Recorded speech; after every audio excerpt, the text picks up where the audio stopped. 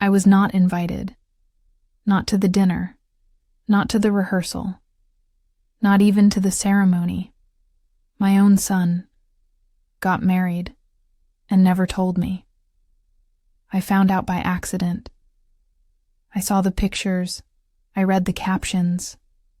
I stared at the smiles on faces I once knew, and what they did not know was that the venue where they laughed and danced, the place where he kissed his bride for the first time as a husband, belonged to me.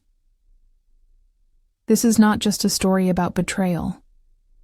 This is about what comes after, when the tears have dried, and a woman must choose whether to break or to rise.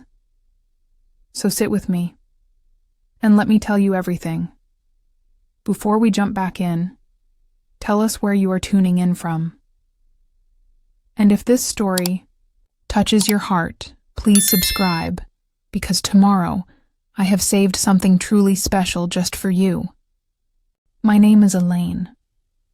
I live in a quiet town, not too far from the coast. My house is small but warm. The walls hold years of memories. Some are soft and joyful. Others, not so easy to speak about. But that is life, is it not? Every morning, I make tea. I open the curtains. I water the plants on the windowsill. I light a small candle in the kitchen. Not for any special reason. It just makes me feel calm. My life is simple now. Peaceful mostly. I have a few close friends. I go to the market on Saturdays. I take long walks with my dog, Maggie. She is old and slow, like me, but we both still enjoy the fresh air. I do not ask for much. I enjoy the sound of the wind. I enjoy cooking dinner and listening to soft music on the radio. I enjoy the feeling of warm socks and quiet evenings. But more than anything, I enjoy being a mother. I have one son. His name is Daniel. He was always full of energy when he was young, always asking questions, always building something or running somewhere or making noise. I used to laugh when he ran through the house with his toy sword, yelling, "I am the king." He was my little king. After his father left us, it was just the two of us. I worked long hours. I cleaned houses. I folded clothes at the dry cleaners. And later, I started managing a small event venue, mostly weddings. That job helped me save money. It gave me something solid to stand on. And Daniel, he grew up fast. He was smart, sometimes too smart. He wanted more than I could give. But I always tried my best. I told him he could be anything. I told him he was strong. He was bright. He was loved. When he went to college, I cried every night for a week. I did not tell him that. I wanted him to go. I wanted him to fly. But when your child leaves, it feels like a part of your heart has packed a suitcase and walked away. Still, we stayed in touch. Not every day, but enough.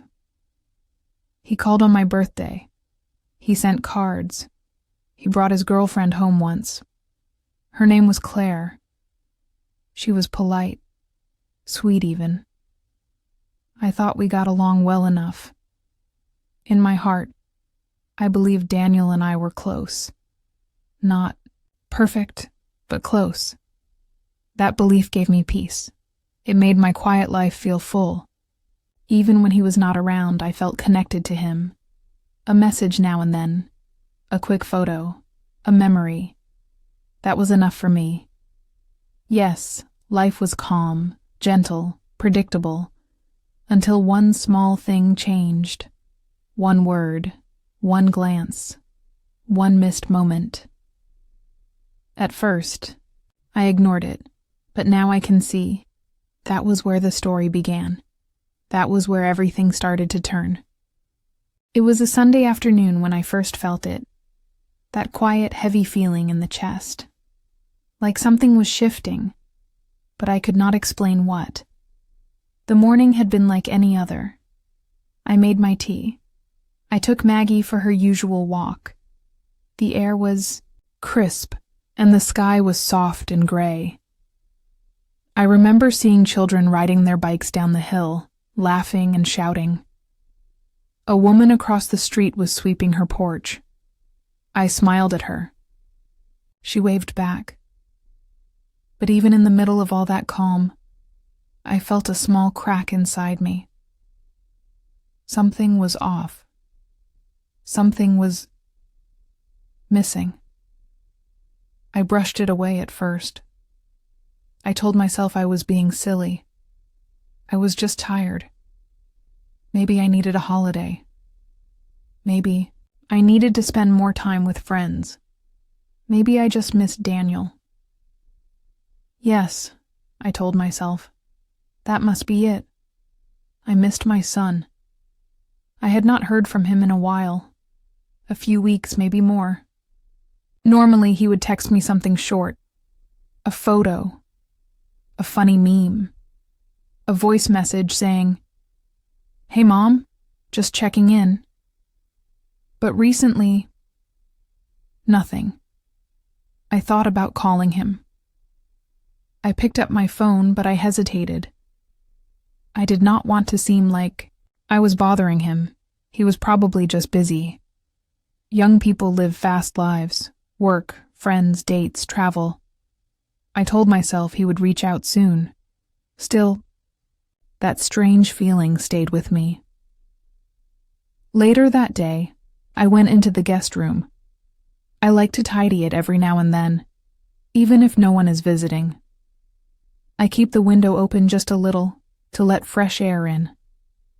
I dusted the bookshelf, folded the blanket, on the bed, and opened the closet. Inside, I saw the sweater Daniel had left years ago. It was gray, soft, and slightly too big for him at the time. He used to wear it during the winter holidays. Seeing it again made something catch in my throat. I held it for a moment. It still smelled faintly of cologne. I sat on the edge of the bed, sweater in hand, and suddenly I felt it again, stronger this time. Something was wrong. Something had changed, and I did not know what it was. I stood up, walked to the kitchen, and stared out the window. Maggie was asleep near my feet, her breathing slow and peaceful. I should have felt peaceful too, but instead I felt like I was waiting for a storm. I remembered something my mother once said to me long ago. When the wind is too still, do not trust it. Something always comes. That evening I sat with a book in my lap, though I did not read a single page. I kept looking at my phone. I told myself, if he does not call tonight, I will send a message tomorrow. But the screen stayed dark. Dinner was quiet. I made roasted vegetables and a little rice. I ate slowly, listening to the hum of the fridge. The silence felt too big. Then, just before bed, I went online. I do not spend much time on social media, but I like to check from time to time, mostly to see what Daniel is up to. I typed in his name. His profile appeared. Same photo. Same smile. But something caught my eye. A photo. It was not posted by Daniel. It was posted by someone else. Someone I did not know. A young woman, smiling beside Daniel. They were standing in front of a white building with flowers in the background. At first, I thought it was an old picture. But the date said it was taken just last week.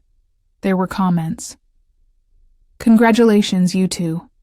Such a beautiful couple." wishing you a lifetime of love. My heart started to beat faster. I looked at the photo again. Daniel was in a suit. The woman beside him, Claire, was wearing a white dress. Not just any white dress, a wedding dress. My hand went to my chest. Was this real? I clicked on the woman's name. Her profile was public. More pictures. A whole album. Flowers, rings, a ceremony, a dinner. There was even a short video. Daniel, giving a toast. He was smiling, holding a glass of champagne. I watched the video 3 times. Then I sat in the dark. No one had told me, not even Daniel. I tried to breathe slowly, but I felt something tight around my ribs. I tried to stand, but my legs were shaking. I held onto the counter.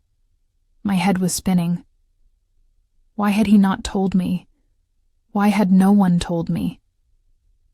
I went back to my room, sat on the edge of my bed, and stared at the wall.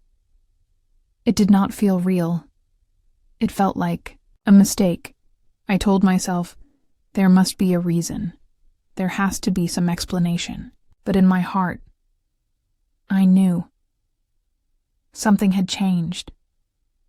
Something important. And I was no longer part of it. I lay down, closed my eyes, and listened to the sound of the rain starting outside. The soft tap of water on the window felt like a whisper. A whisper I could not yet understand, but deep inside, I could feel something changing. I could not sleep that night. I lay in bed with my eyes wide open, staring at the ceiling, listening to the soft ticking of the clock on my wall. Every few minutes I turned from one side to the other, trying to find comfort. But nothing felt right. Not the blanket, not the pillow, not the air in the room. I kept seeing Daniel's face in my mind, that same smile I had known since he was a child. But this time, it was different. He looked happy, but not with me. He looked proud, but I was not part of it. He had begun a new chapter, and I was not even mentioned in the first page. I kept asking myself the same question over and over. Again, why? Why would he not tell me? Why would he hide something so important? Was it a mistake? Was it last minute? Did he think I would not approve? I tried to make sense of it, but my thoughts ran in circles. My mind was like a spinning wheel, turning faster and faster, going nowhere. By morning, I was exhausted. I dragged myself out of bed and went straight to the kitchen. I filled the kettle with water and set it on the stove. While it heated, I stared out the window. Maggie sat beside me, watching quietly. I could feel the weight behind my eyes, the kind of pressure that comes just before tears. But I would not cry. Not yet. I was still too confused. Still trying to make sense of what I had seen. I opened my phone again. I looked at the photo for the 10th time. It was still there. It was not a dream.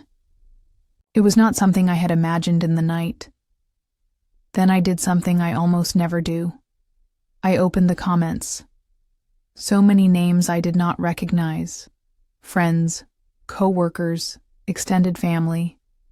Some of them I had seen at past holidays. A few of them had even sat in my kitchen. And all of them knew. All of them had been invited. All of them had celebrated. All of them had smiled while I sat at home, cleaning my guest room, thinking about my son. And I had known nothing. I felt like a stranger in my own life, I went back to the living room and sat down on the couch. I held my cup of tea, but I did not drink it. It was already going cold in my hands. Maybe it was a small ceremony, I thought. Maybe he wanted something private. But then I remembered the video. There were at least 50 people. Tables, decorations, a photographer, a band. This was not something that happened last minute. This was planned. Daniel had made the choice, a clear choice. He did not want me there. The words hit me like a sharp wind. He did not want me there. Had spent his whole life giving him everything I could. I had sacrificed my youth, my rest, my happiness. I had worked late nights, taken second jobs, missed birthdays with friends, just to make sure he had what he needed. And now he had left me out of the most important day of his life. I started to shake. My hands trembled as I set down the tea. I stood up and began to pace the room. I tried to calm myself, but the confusion grew stronger. Had I done something wrong? Had I said something to upset him? Had he been holding something in his heart that I never saw? I wanted answers, but there was no one to ask. Just me, in my living room, trying to talk to ghosts. I picked up the phone. My fingers hovered over his name. Daniel. It used to feel like such a safe name. Now, it just felt distant. I wanted to call him. I wanted to demand an explanation. But a part of me was afraid of what he might say. Or worse, that he would not answer at all. Instead, I went to the cabinet and pulled out an old photo album. I flipped through the pages slowly. Pictures of Daniel as a baby, on the beach, building sandcastles, in school, holding up his drawings. At Christmas, laughing in front of the tree. He had been so full of life, so full of dreams. I had always believed we were close. Maybe not perfect, but close enough. But looking at those pictures now, I started to wonder. Had I imagined that closeness? Had I been lying to myself all these years? I closed the album and rested my hand on the cover. My eyes burned, but I still did not cry. The tears were stuck somewhere deep, trapped behind the confusion. Later that day, I went for a walk. I needed fresh air. I needed space to think. The streets were quiet. I passed a bakery, a bookstore, a mother pushing a stroller. Life continued around me, steady and calm. But inside me, everything felt upside down. I sat on a bench near the park, and I asked myself again, what changed? Why did my son leave me out? What had I missed? I stayed there for a long time, watching the clouds move slowly across the sky. My thoughts floated just as slowly. Something had broken. Something I did not understand yet. Something that made the world I knew feel unfamiliar. I walked home with heavy steps, carrying questions I could not yet answer. It was 2 days before I gathered the courage to call him. 2 long, silent days. I cleaned the house twice. I walked Maggie for hours. I baked a loaf of bread I did not even want to eat. I did everything I could to stay busy. But no matter how much I moved, my mind would not stop turning. The questions kept coming. What happened between us? Why had he not told me? Was I no longer important to him? By the 3rd morning, I could not take the silence anymore. I sat down at the kitchen table, placed my phone in front of me, and stared at his name on the screen. Daniel. Just one call. That was all it would take. One call, to hear his voice, one call to know the truth. But I was scared. I was scared he would be cold. I was scared he would not pick up. I was scared he would answer and tell me something I could not bear to hear. Still, I pressed the button. The phone rang once, then twice. Then 3 times.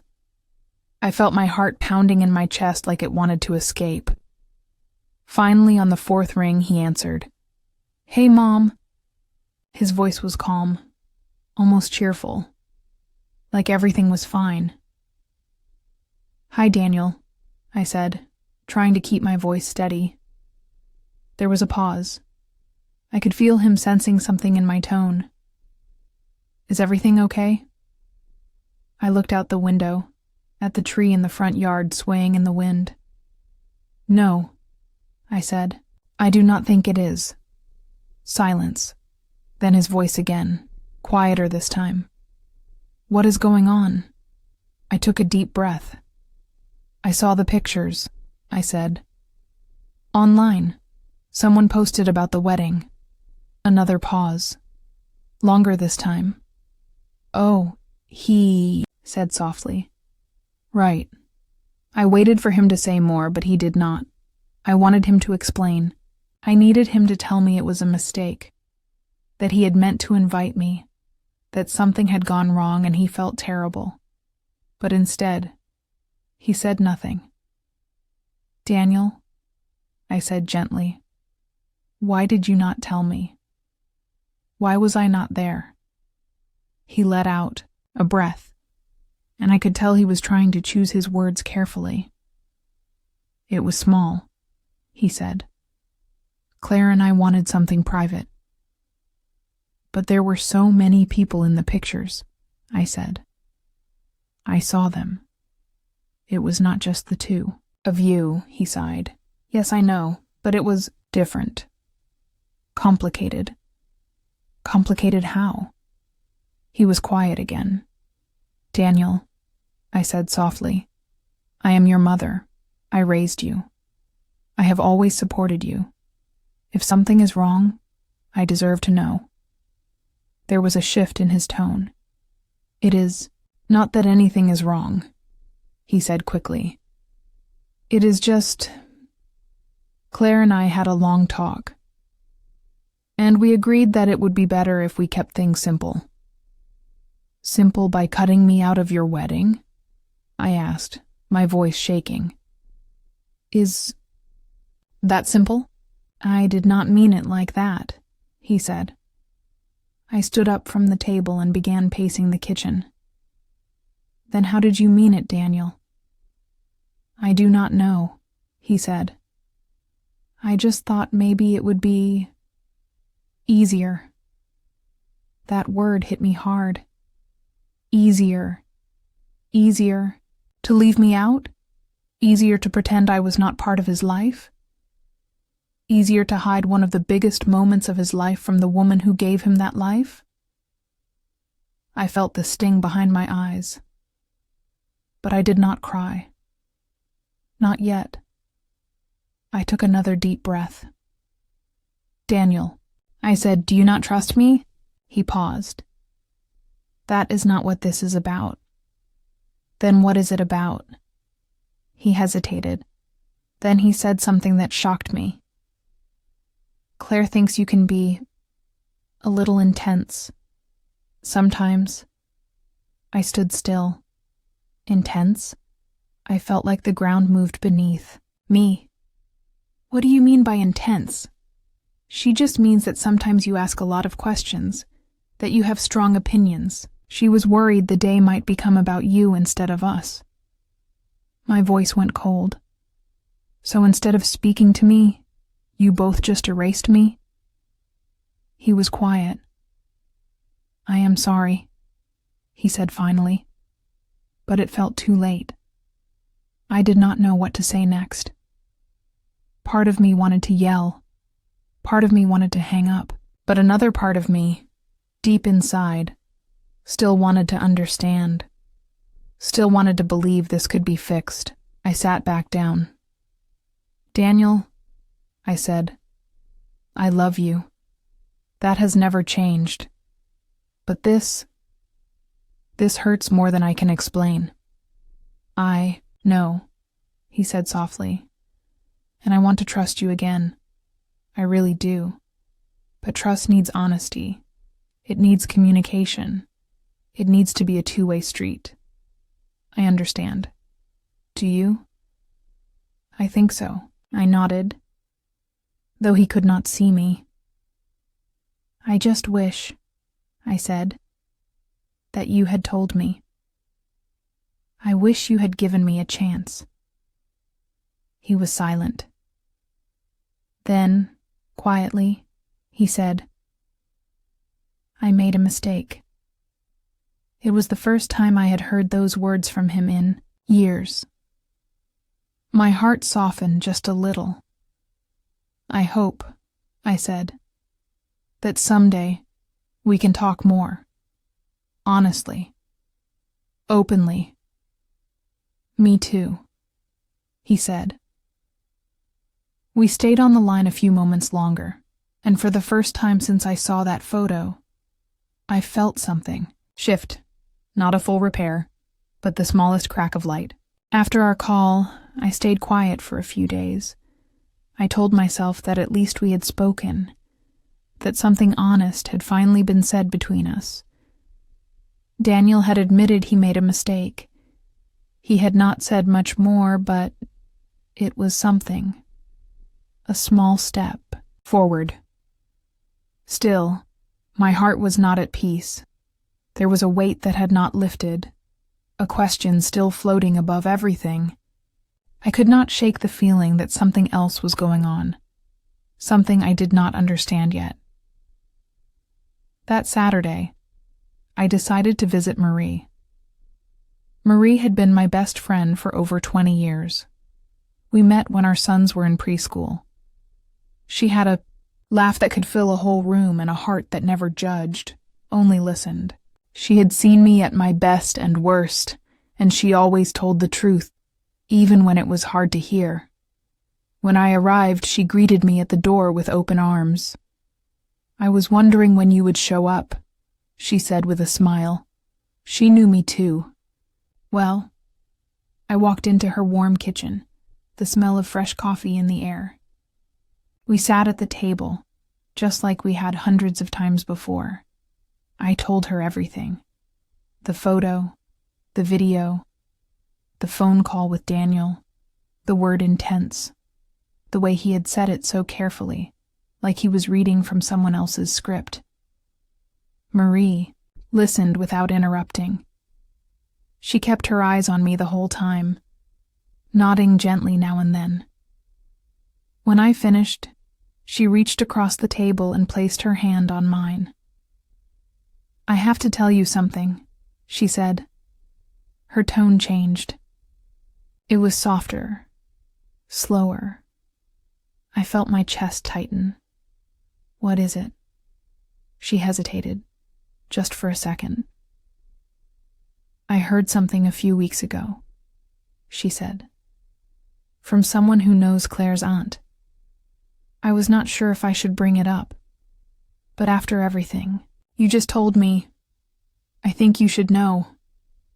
I sat up straighter in my chair. What did you hear? Marie looked me in the eye. There was a dinner party at Claire's parents' house, before the wedding, and someone there said they heard Claire talking about how she wanted a small, quiet ceremony, with only her people. I frowned. Her people? Marie nodded. She said she wanted no drama, no opinions, no emotional surprises. And then she joked, apparently, that it would be better if Daniel's mother just stayed out of it. I felt my body freeze. She said that? Marie gave a slow, careful nod. I was not going to say anything. I thought maybe it was just gossip. But after what Daniel said, it lines up too perfectly. I felt the words settle inside me like Cold stones. Claire. The woman my son had chosen. The woman I had tried to welcome. Had she planned this? Had she made Daniel believe I was too much? That I did not belong? I remembered every kind thing I had said to her. Every gift. Every holiday. Invitation. I had made room for her in my life. I had done everything I could to make her feel accepted, and now I was the one who had been quietly removed. I do not know if it is true, Marie said gently, but I think you should be careful. Something about this does not feel right to me. I nodded, slowly. It was not just my imagination anymore. It was not just overthinking. There had been a warning right in front of me. Claire did not want me there. And Daniel. Either he agreed, or he was too weak to say no. I left Marie's house feeling heavier than when I arrived. The wind was cold as I walked to my car. The trees swayed above me, and the sky looked darker than usual. A storm was coming, not just in the sky, but in my heart. That night, I sat in the living room with Maggie curled up at my feet. I thought about the warning Marie had given me. I had always believed that if I loved deeply, if I gave everything, then I would be loved in return. But life was showing me something different. Love was not always returned the way we gave it. Sometimes it was judged. Sometimes it was feared. And sometimes it was pushed away. I thought about the day Claire came to my house for the first time. She had smiled politely. She had said all the right things. But now, I replayed it with new eyes. Her compliments had felt stiff. Her smile had not reached her eyes. Had I missed the signs? Had she made up her mind about me before I even had a chance? I did not sleep much that night. The warning echoed in my mind like a whisper. Be careful. Be careful with your heart. Be careful with your trust. Be careful when people smile with their mouths, but not their eyes. And most of all, be careful when someone tries to make you feel small in a life you helped build. I spent the next few days trying to live as if everything was normal. I made my tea each morning and opened the curtains. I fed Maggie, watered the plants, folded laundry, and swept the porch. I did all the small, ordinary things I had always done, but nothing felt ordinary anymore. It was like I had walked into a house that looked exactly the same. But somehow it was no longer mine. Marie's words kept circling through my mind. Claire's name sat on my tongue like a bitter taste I could not wash away. Still, I told myself I was overthinking. Maybe Claire had just been nervous about the wedding. Maybe someone had misunderstood her joke. Maybe Daniel really had believed a quiet ceremony was best. Maybe. I told myself these things again and again, until the truth felt like a dream I had made up. One afternoon, I stood in the kitchen with a warm cup of tea in my hands, staring out the window. The garden was beginning to bloom. Daffodils swayed in the breeze. The sun touched the tops of the trees, and birds moved across the sky in soft circles. It was beautiful, and yet I felt nothing. Beauty had always brought me comfort before. The colors of spring, the sound of the wind, the scent of fresh earth. These were the things that made me feel grounded, but now they felt far away, like I was looking at the world through glass. That evening, I received a text message from Daniel. Just 3 words. How are you? I stared at the screen for a long time. My fingers hovered above the keyboard. I could feel the weight of every possible answer. I wanted to say, I am hurt. I wanted to say, why did you let her do this? I wanted to say, do you miss me at all? But instead I typed, I am fine, and I hit send. A part of me hoped he would call, that he would hear the silence in my words. But he did not call. He sent back a smile emoji, and nothing more. I tried to ignore the way it made me feel. I tried to tell myself that at least he had reached out. I tried to believe that everything would go back to how it was. But deep inside, something in me knew the truth. Things had already changed. Still, I told no one, not Marie, not my sister, not my neighbor who always checked in on me. I kept everything inside, like carefully folded laundry, stacked behind my ribs. I smiled when I needed to. I nodded at people in the grocery store. I talked about the weather. I even joked with the man at the bakery about the price of bread. But all of it was surface, beneath it. I was tired. Not the kind of tired that sleep could fix. The kind of tired that comes from pretending that it did not hurt. Pretending that I was not angry. Pretending that I could still trust people who had broken something inside me. Went on like this for almost a week. Each day I thought, tomorrow will feel different. Each night I told myself, it is not that serious. Each morning I took a deep breath and whispered, just keep going. And yet something inside me kept pressing. A quiet voice, almost too soft to hear. It would say, this is not right. Then, a moment later, you are shrinking yourself. But I pushed that voice away. I was afraid of what it might say if I let it speak too loud. Because I had spent most of my life keeping peace. I had learned how to hold my breath in hard moments. I had taught myself not to make things worse, not to stir trouble, not to become a problem. But now, I was starting to wonder if keeping the peace was slowly breaking me instead. Still, I smiled. Still, I stayed quiet. Still, I told myself I was imagining things. Until one afternoon, I received a phone call from someone I had not spoken to in years. Daniel's old high school friend, Thomas. He and Daniel had grown apart after college, but they were close once. He had always been kind to me. One of those rare young men who said please and thank you, who asked about my day, who helped carry groceries without being asked. Hi, Mrs. Collins, he said gently. I hope this is not a bad time. No, of course not, I said, surprised.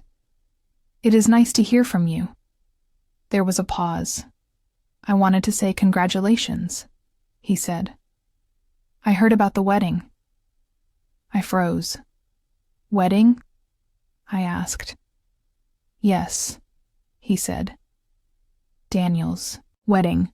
I was just surprised you were not there. I thought maybe you were traveling or something. I cleared my throat. I was not invited. There was silence on the line. I am so sorry, he said. It is all right, I replied quickly, even though it was not. But something about his voice, genuine, warm, surprised, broke through my wall. He had assumed I was part of the celebration. He had believed I would be there.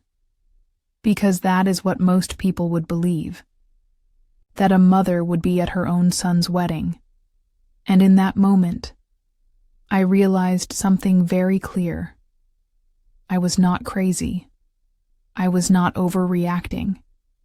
I had been quietly erased from something that should have been shared. And I had been trying to ignore it, to swallow it down, to make myself smaller. But the truth was louder now, and I knew it would not stay quiet much longer. A few days after the call from Thomas, I saw Daniel again. It was unexpected. I had just come home from the grocery store.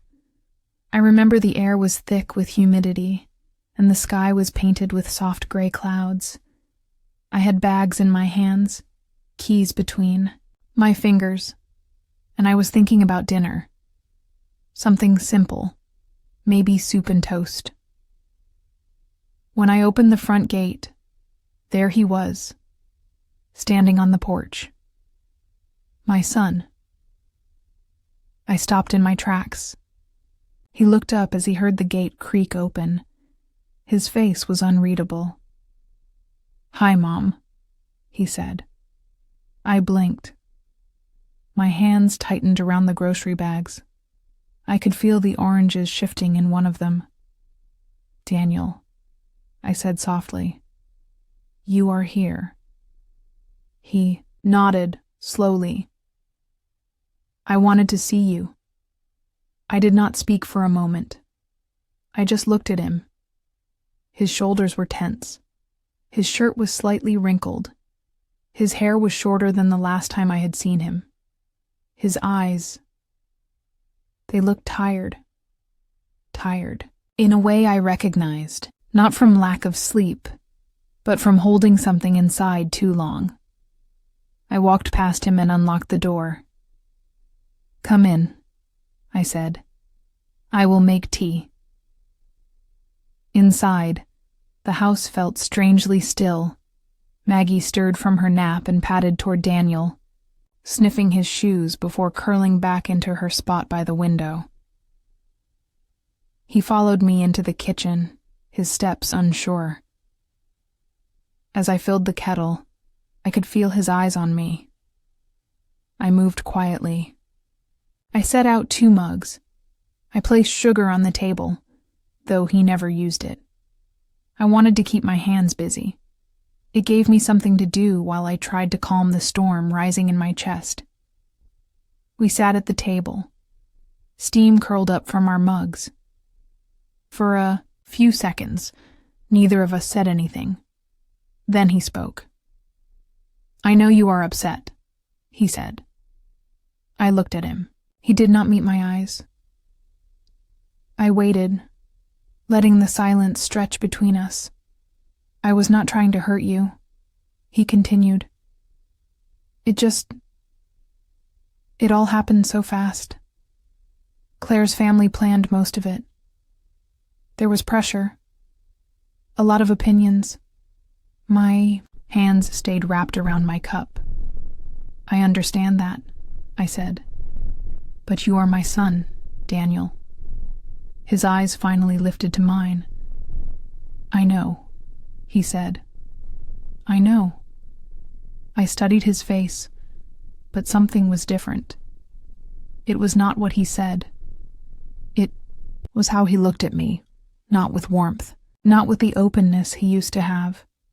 There was distance now, and guilt, and something else I could not name. "Why did you not call me yourself?" I asked. He looked down at his tea. He did not answer right away. I did not know how to explain it, he said at last. "I thought maybe it was better not to talk about it. I thought maybe you would understand." I nodded slowly. "I do understand," I said. "More than you think." He blinked. "I know that you did not want conflict. I know Claire has a strong presence. I know her family has a certain image to protect. I know it was easier to go along with things than to stand up for me." His face tightened. "I did not mean to choose sides," he said quietly. "But you did," I replied. We sat there in the silence again. The truth was thick in the room, too big to ignore, too loud to pretend it was not there. I looked at my son, the boy I had raised, the man I had supported, and I realized something painful. He was afraid of how I made him feel, not because I was angry, not because I was cruel, but because I reminded him of his roots, of things that were messy, emotional, raw. He had grown into a man who needed control, and I, his mother, who cried during movies and spoke her mind and hugged too long, I was not part of the life he wanted to present to the world. So he had shut the door. He had looked away, and now, sitting in front of me, he could not look me fully in the eye. I tried not to cry. I pressed my thumb against the rim of my mug. When I finally spoke, my voice was calm. I want you to be happy, Daniel, but I will not lie to you to keep the peace. He looked at me, startled. I love you, I continued. But I cannot be the version of myself that makes other people more comfortable. He opened his mouth, but no words came out, and I saw it again. The look that said he did not know how to reach me anymore. That he wanted to, maybe, but he was still choosing the easier path. When he stood to leave, I walked him to the door. He turned back and gave me a half smile. I will call you soon, he said. I nodded. Take care of yourself. And then he was gone. I closed the door softly, and I stood there, hand resting on the doorknob, feeling the ache of something I could not name, the ache of being loved, but only on someone else's terms. I did not sleep that night. Every time I closed my eyes, I saw his face. The way he looked at me, that careful expression, that forced calm, as if he were speaking to a stranger who knew too much, or a memory he did not want to visit.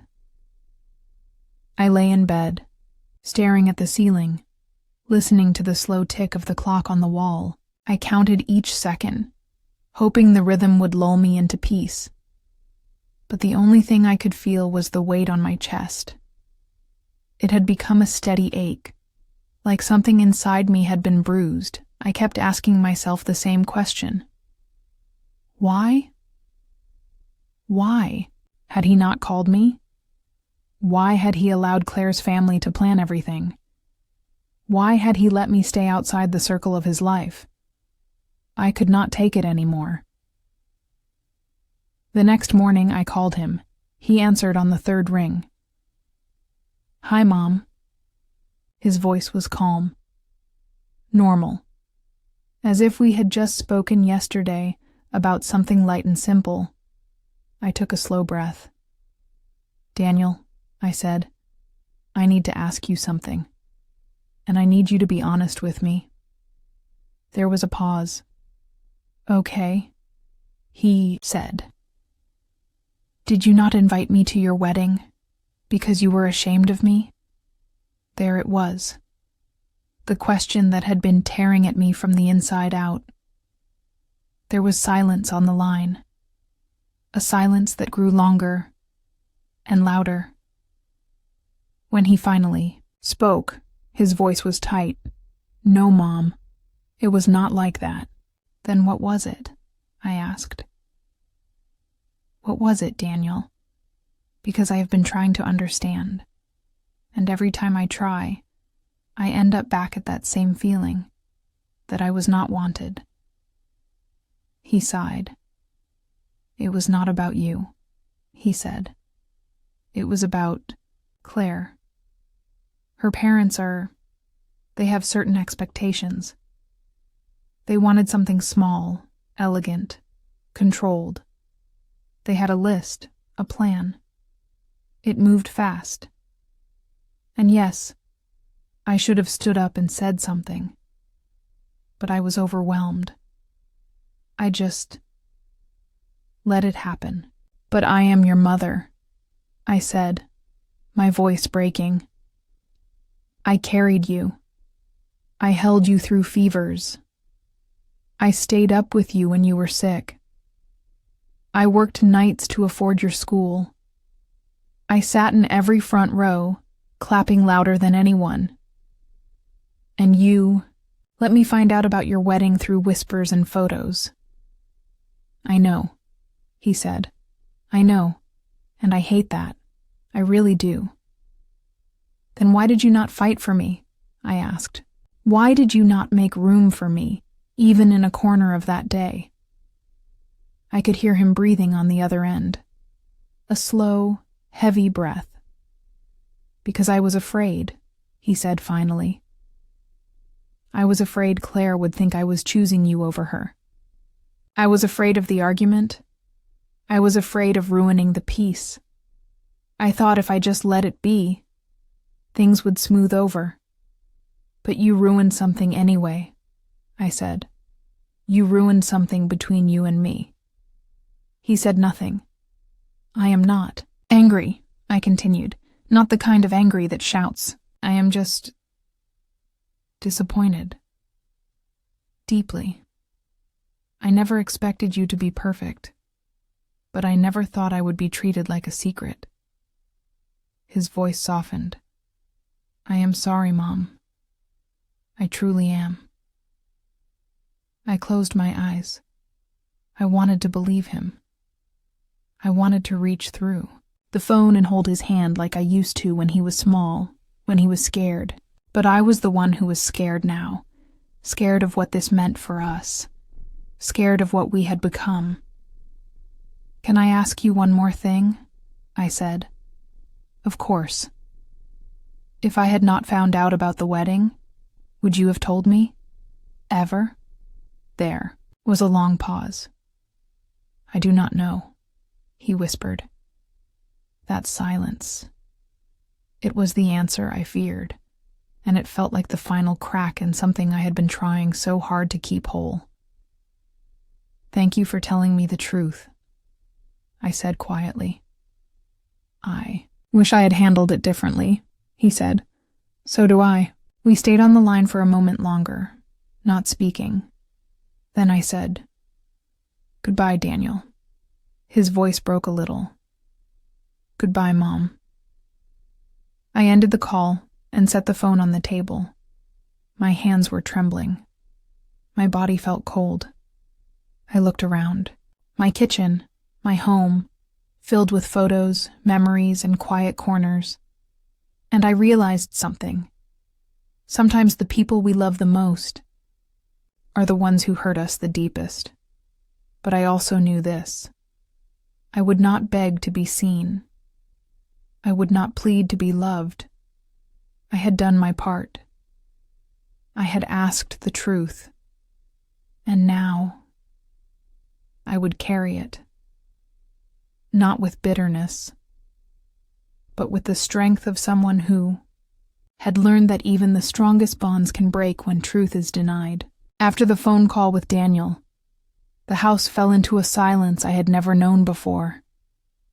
Not the peaceful kind, the heavy kind. The kind that follows a storm, when the air still holds the weight of what has passed.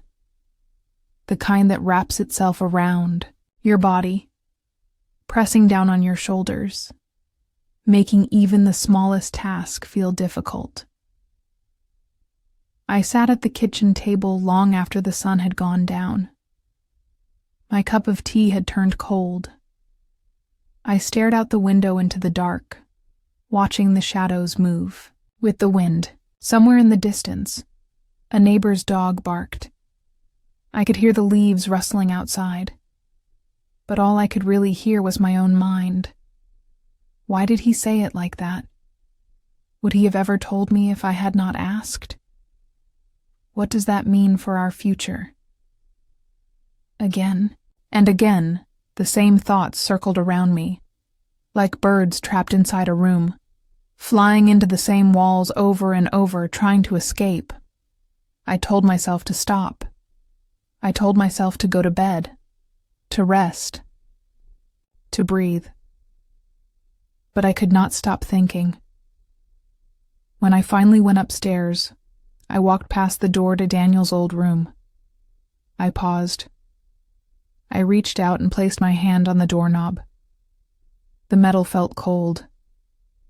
I opened it slowly. Everything was still there.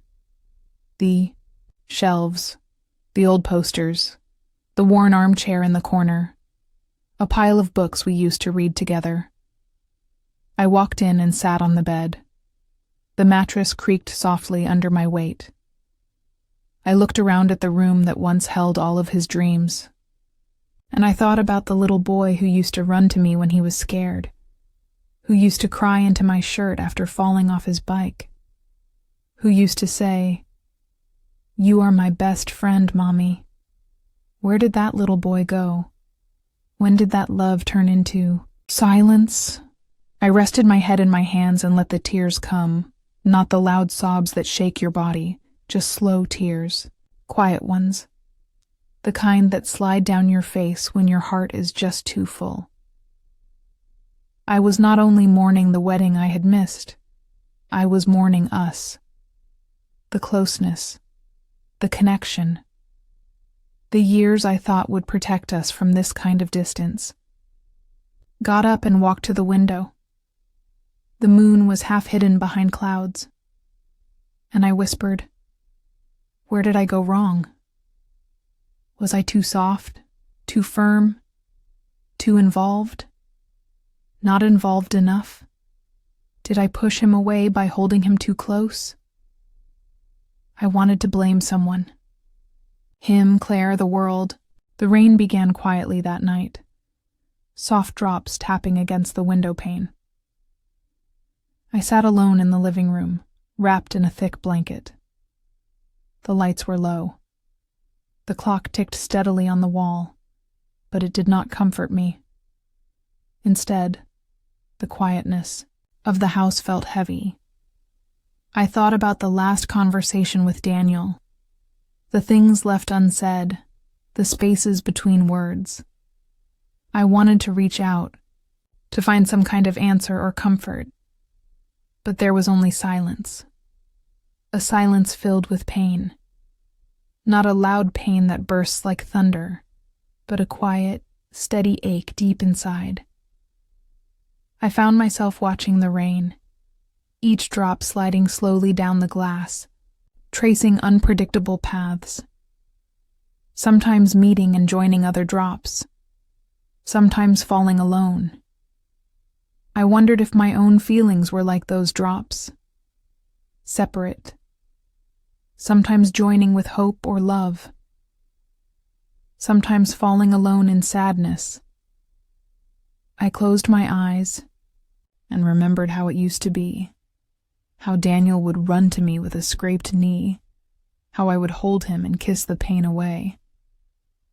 Now, I could only hold my own hands. The room felt colder than before. I breathed deeply, tried to hold on to something, anything, that would make the pain less sharp. But it was there, waiting quietly, and it would not leave. I did not cry anymore. I just sat and let the sadness fill the space around me, because sometimes pain does not need noise. Sometimes it just needs to be felt. The next morning, the weight in my chest did not go away. It pressed on me like a heavy stone. I knew I could no longer wait. I needed answers. I needed to understand what had happened. Why Daniel had not invited me to his wedding. Why he had kept me away from one of the most important days in his life. I called him again. My hands trembled as I held the phone. When he answered, his voice was calm but distant. I took a deep breath. "Daniel, we need to talk. Please, can we meet?" There was a pause. "Mom, I am busy today." "I know you are busy, but this is important to me. I cannot stop thinking about it." He sighed. "Fine. I will come by after work." The hours before his visit felt endless. I tried to distract myself, but my mind kept returning to the same questions. When Daniel arrived, I saw the tired lines on his face. He looked older than I remembered. We sat down in the living room. I looked him in the eyes and said, "Why did you not invite me to your wedding?" His eyes dropped to the floor. "I thought it was better this way," he said quietly. "But why? I am your mother." "Because of Claire," he said. My heart tightened. "Because of Claire?" "Yes. She did not want you there." I felt a sharp pain. "Did you agree with her? Did you believe what she said about me?" "I do not know what to believe anymore," he admitted. Tears welled up in my eyes. "I never wanted to hurt you, Daniel. I love you. I always have." He looked up, surprised. "I know, Mom. But things have changed. I feel torn between you and Claire." I reached out and took his hand. "We will find a way through this. Together." His eyes softened. "But I need you to understand my world now." "I am trying," I said. "I really am." We sat in silence for a moment. Then Daniel said, "Thank you for being here." I smiled faintly. I need answers, yes, but I also need hope. And in that moment, I realized that maybe, just maybe, there was a chance for us to heal. After Daniel left that evening, the house felt unbearably silent. I sat alone in the living room, wrapped in a soft blanket. The quiet was heavy, almost as if the walls themselves were holding their breath. I looked out the window at the dark sky. The stars were hidden behind thick clouds, and the street lamp outside flickered faintly. Everything seemed still, but inside me, a storm was raging. I could not stop thinking about Daniel's words. "Because of Claire, she did not want you there." That sentence kept returning to me like a song stuck on repeat, twisting and turning in my mind. I felt a mix of hurt, confusion, and something deeper. A sadness I had never felt before. For so many years, I had believed my relationship with Daniel was strong. I was his mother. We had shared so much. I had been there through every scraped knee, every school play, every tear and smile. And yet now, it felt like a stranger had come between us, someone who held more power than I ever imagined. I wanted to understand Claire. I wanted to know why she felt this way, why she thought excluding me was the answer. I knew I could not just guess or assume. I needed the truth, the whole truth. The next morning, after a restless night, I reached out to Helen. Helen had been my closest friend for many years. She had met Claire several times and knew the family well. I hoped she could shed some light on the situation. Maybe she could tell me more about what was happening behind closed doors. Helen answered after a couple of rings. Her voice was calm, gentle, the voice of someone who had known me long enough to understand my pain without judgment. "Margaret, how are you holding up?" she asked softly. I swallowed hard. "Helen, I do not know. It is hard to explain. I feel like I am losing Daniel, but I do not understand why." There was a long pause. Then Helen spoke carefully. "Claire is scared, Margaret. She is afraid of losing Daniel. She feels like she is protecting their family, but she does not always know how to do that in a way that helps others." "Scared?" I repeated, my voice barely above a whisper. "Yes," Helen said. "Claire worries that she will lose Daniel to the past, to old memories or to people who were part of his life before her. She sees you as part of that past, even though you are still part of his present and future. I closed my eyes. Suddenly, it all made a little more sense. Fear, jealousy, misunderstanding. Those feelings can push people apart more than any argument or hurt word. Later that afternoon, I gathered my courage and called Claire. My heart pounded so loudly I thought she might hear it through the phone. "Hello?" Claire's voice was soft, almost fragile. "Claire, this is Margaret," I said. "I know things have been difficult. I want to understand you better. I want to find a way to be part of Daniel's life again." There was silence. I held my breath. Finally, Claire spoke. "I never wanted to come between you and Daniel. I just wanted to protect our family. I was scared." Her words surprised me. I had expected anger or coldness, but instead, I heard fear and sadness. I thought about my own feelings, the hurt, the confusion, the pain of being left out. But I also thought about Daniel and Claire trying to build a life together, trying to protect what they love. "I understand fear," I said softly. "We are all trying to protect what is important to us. Maybe if we talk more, we can find a way to heal together." Claire's voice grew stronger. "I want that too, Margaret. I want us to find peace." That day, I learned something important. The pain between us was not about blame or anger. It was about fear, misunderstanding, and the deep desire to protect the people we love. It would not be easy. There would be hard conversations and moments of doubt. But I was ready to try, ready to be patient, ready to love without conditions. I sat back in my chair, feeling the first rays of hope warm my heart. For the first time in a long while, I believed that maybe, just maybe, we could find a way forward, and that was enough. After I finally understood the tangled web of emotions that surrounded Daniel and Claire, I thought the hardest part was over. I believed that understanding could heal wounds, and that if I showed patience and love, things would improve.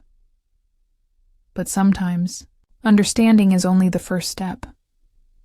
Sometimes, it is not enough to fix what is broken. The next few days felt heavy with uncertainty. I wanted to reach out to Daniel. I wanted to say the words that might bring us closer again. But every time I tried, a wall of silence stood between us. I called him once, twice, and left messages. But the phone remained quiet. I began to realize that his silence was a message in itself. It was as if Daniel was telling me, without words, that he needed space. That was one of the hardest things to accept, to give space when all you want is closeness. To hold back your love when your heart is screaming to reach out. So, I did the hardest thing. I walked away. Not forever. Not because I gave up, but because sometimes walking away is the only way to protect yourself. That day, I packed a small bag and left the house for a quiet weekend at a nearby cabin. I needed time to think, to breathe, to heal.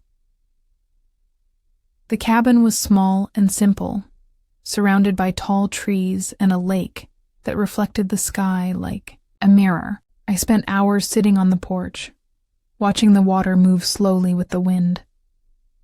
I thought about my life, about all the moments I had shared with Daniel and the dreams I had for our future. I remembered the laughter, the hugs, and even the small arguments that now seemed so distant. But I also thought about the pain, the silence, the feeling of being shut out from the life of my own son. It was in that quiet place, surrounded by nature, that I felt my heart breaking, and at the same time beginning to heal. I cried. I let the tears flow without shame or fear. Because sometimes crying is not a sign of weakness. It is a way of saying, I am human, I am hurting, and I will survive. The days passed slowly. I took long walks through the forest, feeling the soft earth under my feet and the cool breeze on my face. Each step was a small victory, a reminder that I was still standing. I wrote letters to Daniel, not to send, but to release the words trapped inside me. I told him about my love, my pain, and my hope. I told him that I was proud of the man he had become, even if I did not always understand his choices. Writing helped me find a new strength. It helped me see that walking away was not giving up on Daniel, but giving myself a chance to heal. On the last night at the cabin, I sat by the fire, watching the flames dance in the dark. I thought about the future. Uncertain, yes, but still, full of possibility. I realized that walking away was also an act of love for myself and love for Daniel. Sometimes love means knowing when to step back and let the other person find their own way. I promised myself that I would be patient, that I would keep my heart open, ready to welcome Daniel back when he was ready. But for now, I needed this time. Time to be alone. Time to be strong. Time to be me. I closed my eyes and took a deep breath. The pain was still there, but it was no longer a heavy weight. It was a quiet reminder of how much I cared, and how much I was willing to grow. And in that moment, I knew I was not walking away from Daniel forever. I was walking toward a new chapter in my life. Even though I had walked away, the pain did not leave me. It stayed with me, like a shadow following each step I took. I thought that distance would make things easier, that time would help me forget. But pain, I learned, does not simply disappear because you want it to. When I returned home from the cabin, the silence in the house was louder than ever. The walls seemed to echo with memories, echoes of laughter, conversations, and moments shared with Daniel. I would sit in the living room, staring at the empty chair where he used to sit, wishing I could hear his voice just once more. The house felt so big and empty without him. It was as if a part of me was missing, and no matter how much I tried, I could not fill the space he left behind. At night, the pain was the hardest to bear. I would lie awake, staring at the ceiling, wondering where I went wrong. Was I not a good enough mother? Had I failed to show him my love? These questions circled my mind like restless birds, refusing to settle. I tried to push them away, but they kept coming back, louder each time. The pain was not just about Daniel. It was about trust broken and hopes shattered. I felt betrayed, not only by my son, but by the promises I had made to myself. That family would always be there, that love was unbreakable. But life, I realized, was more complicated than that. There were moments when I wanted to scream, to let out all the hurt and confusion inside me. But instead, I stayed quiet. I did not want to appear weak or vulnerable. I had always been the strong one, the protector. But sometimes even the strongest hearts break. Friends tried to comfort me. They said things like, "Time will heal, and he will come back." I appreciated their kindness, but their words felt distant, almost like echoes from another world. Healing seemed impossible when the pain was so fresh. I began to write in my journal every day. Writing was my only release. I wrote about the pain, the anger, and the sadness. I wrote about my love for Daniel and how much I missed him. Putting my feelings on paper helped me face the pain instead of running from it. Slowly, I noticed something changing inside me. The pain was still there, but it was less sharp. It became a dull ache, a reminder that I was still human and still capable of love.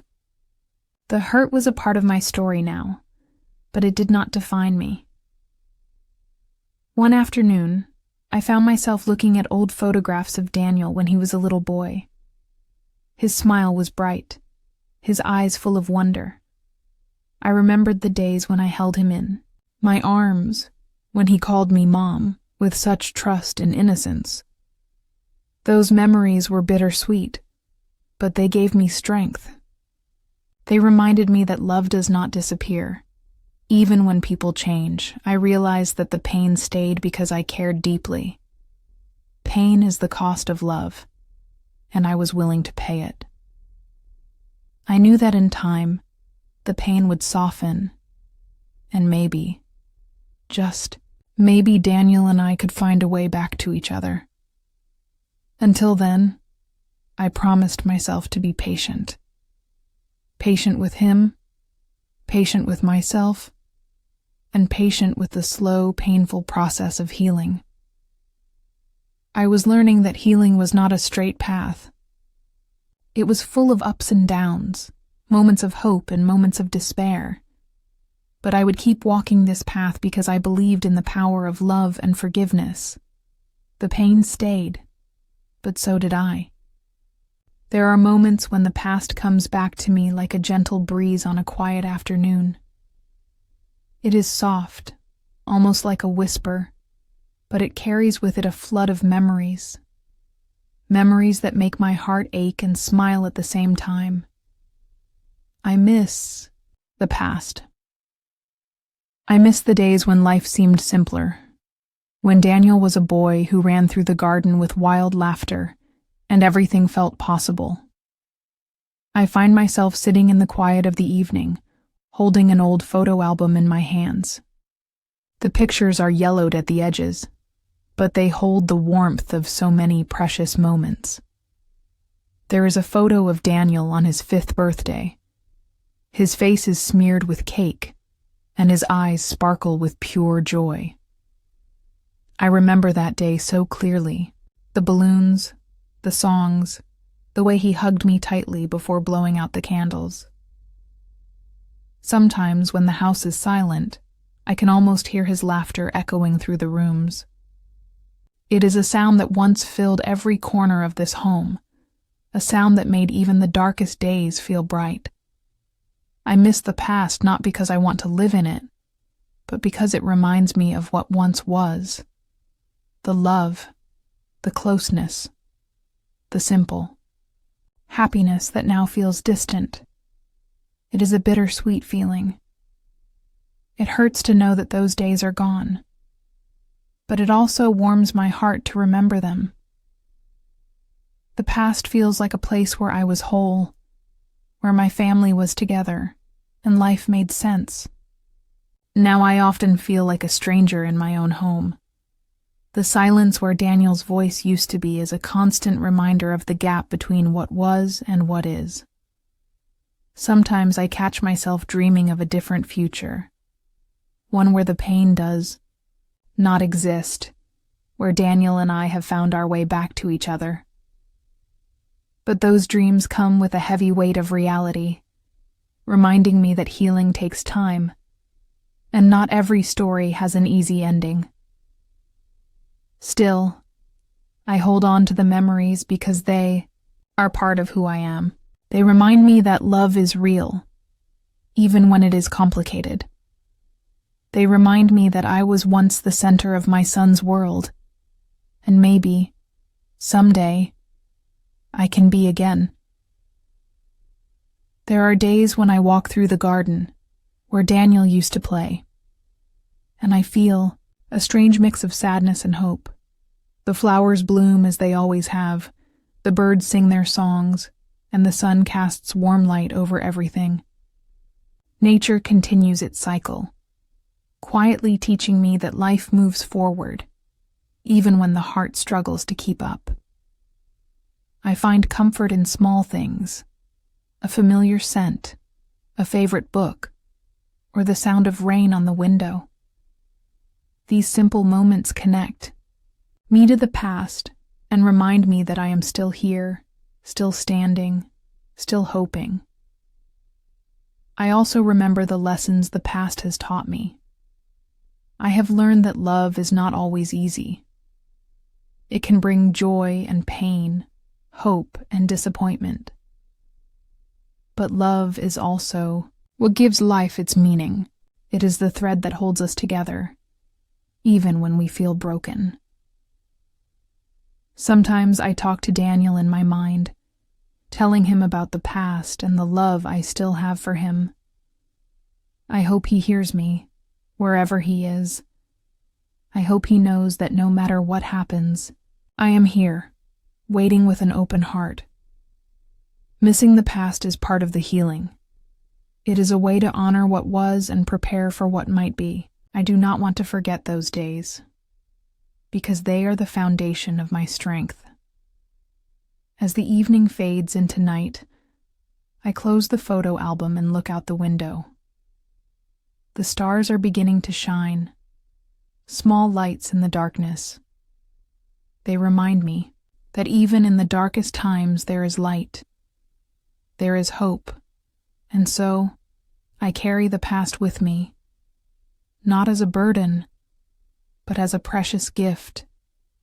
It is a part of my story, a story of love, loss, and the quiet courage to keep moving forward. After days and nights of carrying the pain alone, I finally reached out to my dear friend, Sarah. She had always been my rock in difficult times, the person who listened without judgment and offered comfort when the world felt heavy. I remember the moment I decided to call her. My hands trembled slightly as I held the phone, unsure if I could speak the words that were locked inside my heart. When Sarah answered, her warm voice felt like a soft blanket around me. I hesitated, but then the floodgates opened. I told her everything, the pain, the confusion, the betrayal, and how much I missed my son. It was as if a weight had been lifted the moment I shared my story aloud. I realized how much I had bottled up, trying to be strong and silent. Sarah did not rush to fix things or offer easy answers. Instead, she listened carefully, with kindness in her eyes. She reminded me that it was okay to feel broken and that healing is not a straight path. Sometimes it is slow and painful, but it is worth it. Her words were simple but powerful. They gave me permission to feel everything, to cry and to hope. We talked for hours. I shared memories of Daniel when he was young, how he used to run to me with open arms, how proud I was of the man he was becoming. Sarah asked gentle questions, helping me see the situation from different angles. She reminded me that people make mistakes, sometimes hurt others unintentionally, and that forgiveness can be a gift I give myself. After our conversation, I felt lighter, not because the pain was gone, but because I was not alone anymore. I had someone who understood, someone who cared deeply. That evening, for the first time in a long while, I allowed myself to hope again. The next day, Sarah invited me over for tea. We sat by the window, watching the rain fall softly outside. We talked about life, love, and the ways we can grow stronger through adversity. She shared stories from her own past, times when she had to let go and rebuild. Hearing her courage inspired me. I began to see that healing was not about forgetting or pretending everything was fine. It was about accepting the pain, learning from it, and slowly finding my way back to peace. Sarah helped me understand that I did not have to rush or force anything. Healing would come in its own time. With her support, I started small steps toward caring for myself again. I took walks in the garden, read books that made me smile, and allowed myself moments of quiet reflection. Sarah encouraged me to write letters to Daniel, even if I never sent them, as a way to express my feelings and find closure. Through these talks and moments with Sarah, I began to rebuild my trust in people. I realized that while my relationship with Daniel was fractured, it did not define my ability to connect with others. I felt the stirrings of hope. Hope that one day perhaps my son and I could heal our wounds. The friendship reminded me that even when family relationships are complicated, we can find love and understanding in unexpected places. Sarah became a symbol of that hope and strength, a reminder that I was not alone, and that it was okay to ask for help. As the weeks passed, I felt a gentle change within me. The raw edges of my pain softened, replaced by a quiet resilience. I was still hurting, but I was also growing. I was learning to be patient with myself and to believe in the possibility of a new beginning. Talking to Sarah was the turning point I needed. It showed me that healing starts with connection, with sharing our stories, and with allowing others to walk beside us in our darkest moments. I knew the road ahead would not be easy. There would be days when the pain returned stronger, when hope felt distant. But I also knew that with friends like Sarah, I could face those days with courage. The journey was far from over, but I was no longer walking it alone. Saying goodbye was one of the hardest things I have ever done. It was not just a simple farewell, but a deep, painful release of a dream I had held in my heart for so many years.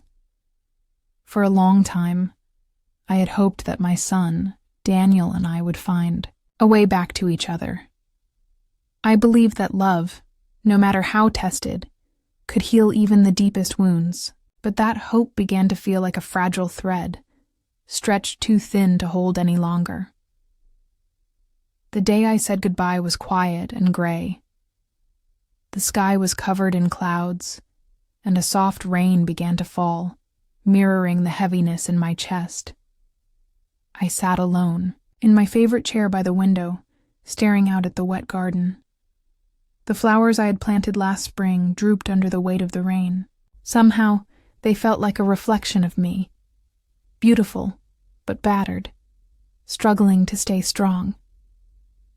I thought about all the years I spent dreaming of moments like this, watching my son grow, walking him down the aisle, sharing in his happiness.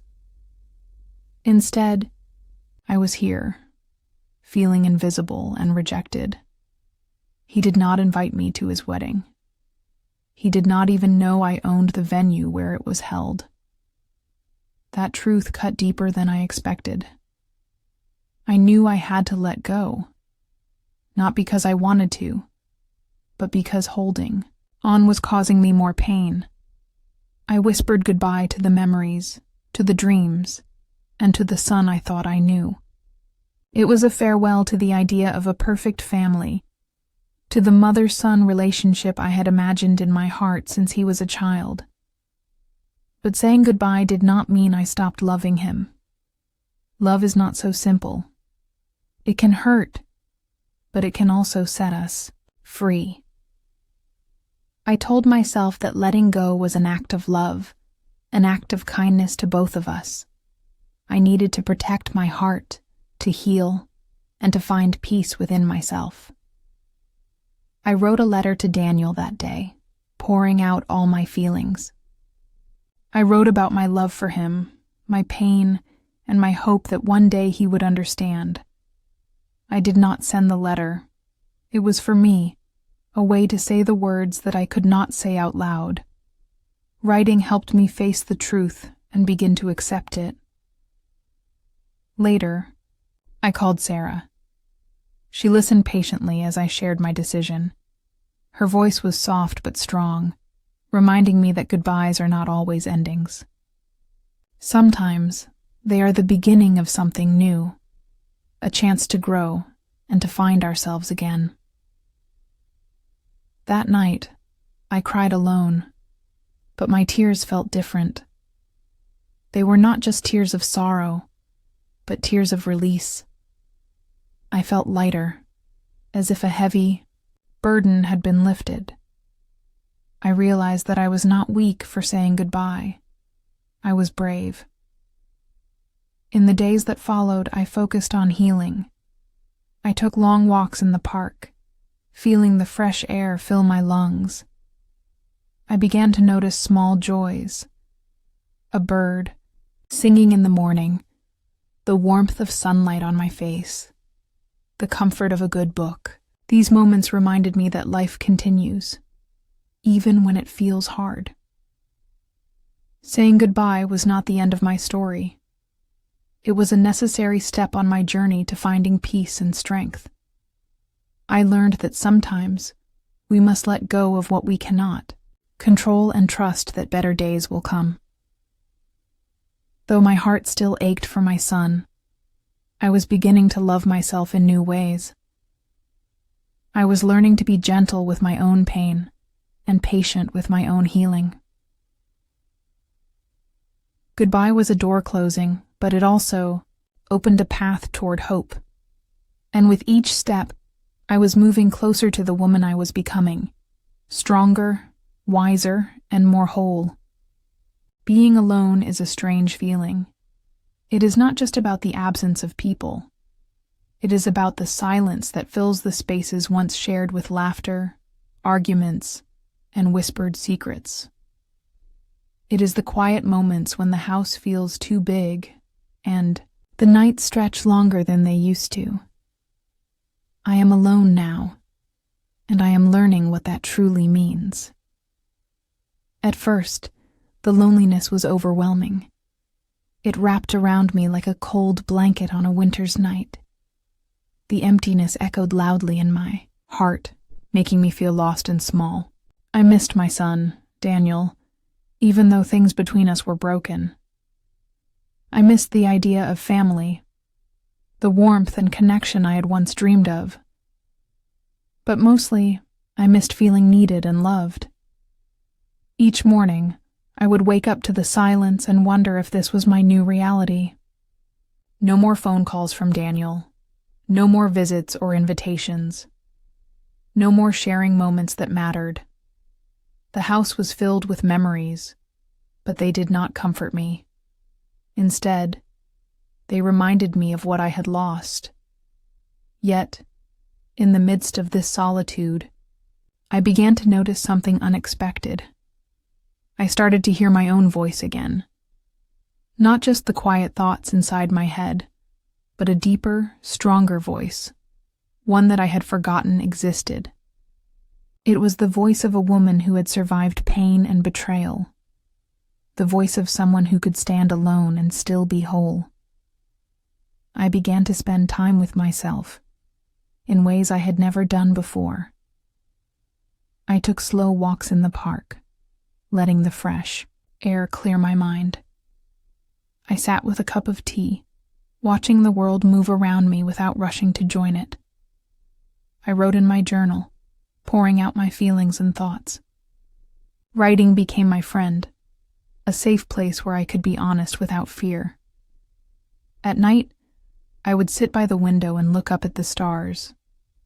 They seemed so distant, yet so steady and constant. I realized that, like the stars, I too could be steady, even in darkness. I could find light within myself, even when the world outside felt cold and unkind. Being alone also gave me time to reflect on who I was, beyond my roles as a mother and a woman who had been defined by others' expectations. I discovered parts of myself that I had ignored for too long, dreams, passions, and strengths. I remembered the woman I was before the pain, before the betrayal. She was still there, waiting to be rediscovered. I started to care for myself in small but meaningful ways. I cooked meals that nourished my body, took long baths with calming scents, and read books that inspired me. These acts of self-care were not selfish. They were necessary. They were ways to remind myself that I mattered and deserved kindness. Sometimes, the loneliness returned with a sharp edge. On those days, I allowed myself to feel the sadness, to cry without shame. I knew that healing was not a straight path, but a journey with many twists and turns. And I was learning to be patient with myself. I also reached out to friends. I realized that being alone did not mean being isolated. I needed connection, even if it looked different than before. My friends listened without judgment and offered comfort. Their presence, even if just through a phone call or a message, helped me feel less alone. Slowly, I began to build a new life, not one defined by my past or my pain, but by the choices I made for myself. I found strength in solitude and peace in quiet moments. I learned that being alone is not the same as being lonely. It is a time to heal, to grow, and to prepare for what comes next. I am alone now, but I am not empty. I am filled with hope and courage. I am learning to stand on my own, to trust myself, and to love myself in ways I never thought possible. This solitude is not a punishment, but a gift, a chance to know who I really am, beyond the roles and expectations. It is a beginning, not an end. And though the road ahead is still uncertain, I am ready to walk it, one step at a time, with an open heart and a quiet strength. Time has a strange way of changing us. It does not erase the past, but it softens the sharp edges. It does not fix all the pain, but it teaches us how to carry it differently. I am not the same woman I was before all this happened. I have changed, grown and learned in ways I never expected. When I look back, I see how much I have suffered. The betrayal by my own son, the silence between us, the moments I spent alone wondering what went wrong. These things left deep marks on my heart. But those marks are also reminders of how strong I have become. I remember the days when I felt broken, when I thought I would never heal, the nights I cried alone, feeling invisible and forgotten, the moments when I doubted myself and my worth. Those days were dark and heavy, but they were also the beginning of my transformation. Slowly, I began to understand that pain is not weakness. It is a part of being human. It is a teacher, if we are willing to listen. And I was willing to listen. I started to see my pain not as a curse, but as a sign that I had loved deeply and cared deeply, that I had dared to hope and dream. I learned to forgive. Not my son yet, but myself.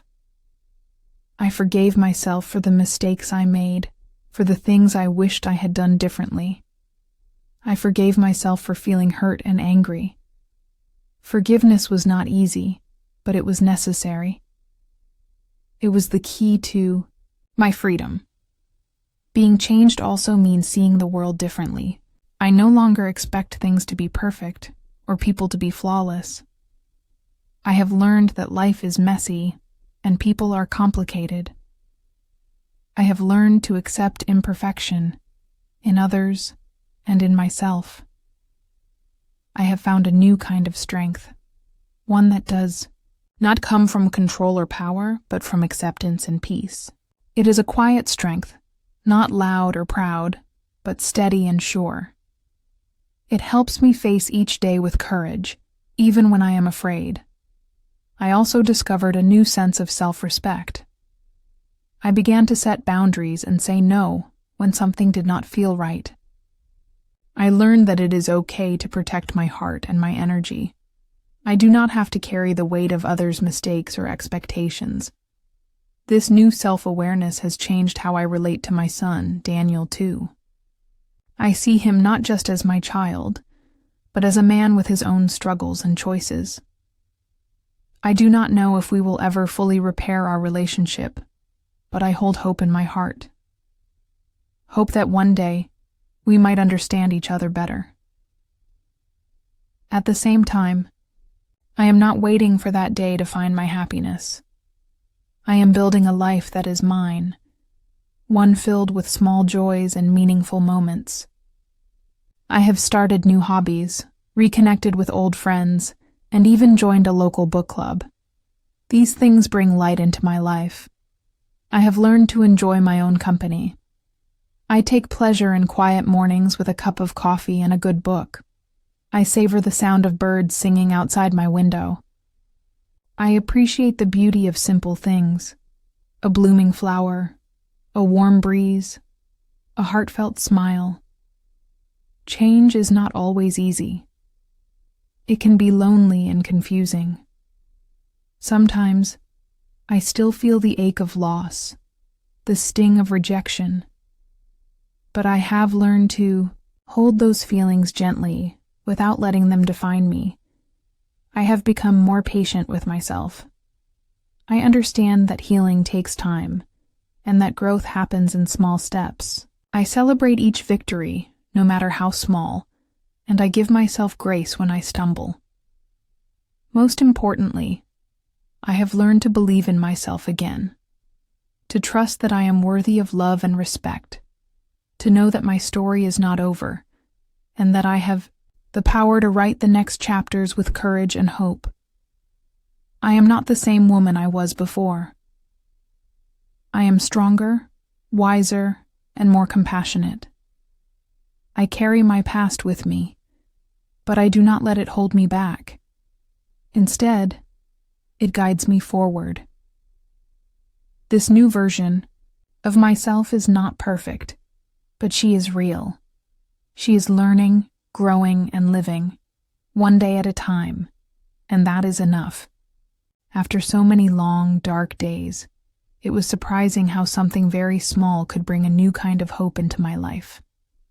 I did not expect this, not after all the pain and confusion I had faced. Yet, there it was, a small light, faint but real, shining in the distance. It started on an ordinary afternoon. I was sitting by the window, watching the clouds move slowly across the sky. The weather was cool, with a gentle breeze that carried the fresh smell of spring. I had been feeling tired, both in my body and my heart. The weight of everything still pressed down on me, even as I tried to move forward. Suddenly, my phone rang. It was a call from an old friend I had not spoken to in years. Her voice was warm and kind, filled with genuine concern. We talked for a long time, about simple things at first. Family, work, the little details of life that keep us grounded. But as the conversation went on, I found myself opening up in ways I had not done before. I told her about the pain I had been carrying, the loneliness, and the fear of being forgotten. She listened without judgment. She reminded me that I was not alone, that many people have struggled and come through the other side. Her words were like a gentle hand reaching out in the darkness, pulling me toward something better. I felt a flicker of hope inside me, a small light that warmed my heart. After the call ended, I stayed by the window, thinking about what had just happened. For the first time in a long while, I allowed myself to believe that healing was possible. Not a quick fix or a sudden change, but a slow, steady process. A journey that I could take one step at a time. That small light gave me the courage to try new things, I started to leave my house more often, even if it was just to walk in the nearby park. I paid attention to the sounds of nature, the rustling leaves, the singing birds, the soft crunch of gravel beneath my feet. These simple moments reminded me that life was still beautiful, even in the midst of pain. I also began to reach out to others. I joined a community group where people shared stories and supported each other. At first, it was difficult to speak about my feelings, but as I listened to others, I realized that everyone has a story of struggle and hope. This gave me strength. With time, I noticed small changes inside myself. I felt less heavy, less burdened by the past. I could smile more easily, laugh at little jokes, and even dream about the future again. That small light was growing. Slowly, but surely, I still had moments of sadness and doubt. Healing is not a straight line. Sometimes the past would come rushing back, and the pain would feel fresh. But now I knew how to hold those feelings without letting them control me. I reminded myself that these moments were part of the process, not the end of it. One day, I found myself standing in front of a mirror, looking at my reflection. I saw a woman who had been through so much, who had been hurt, but who was still standing.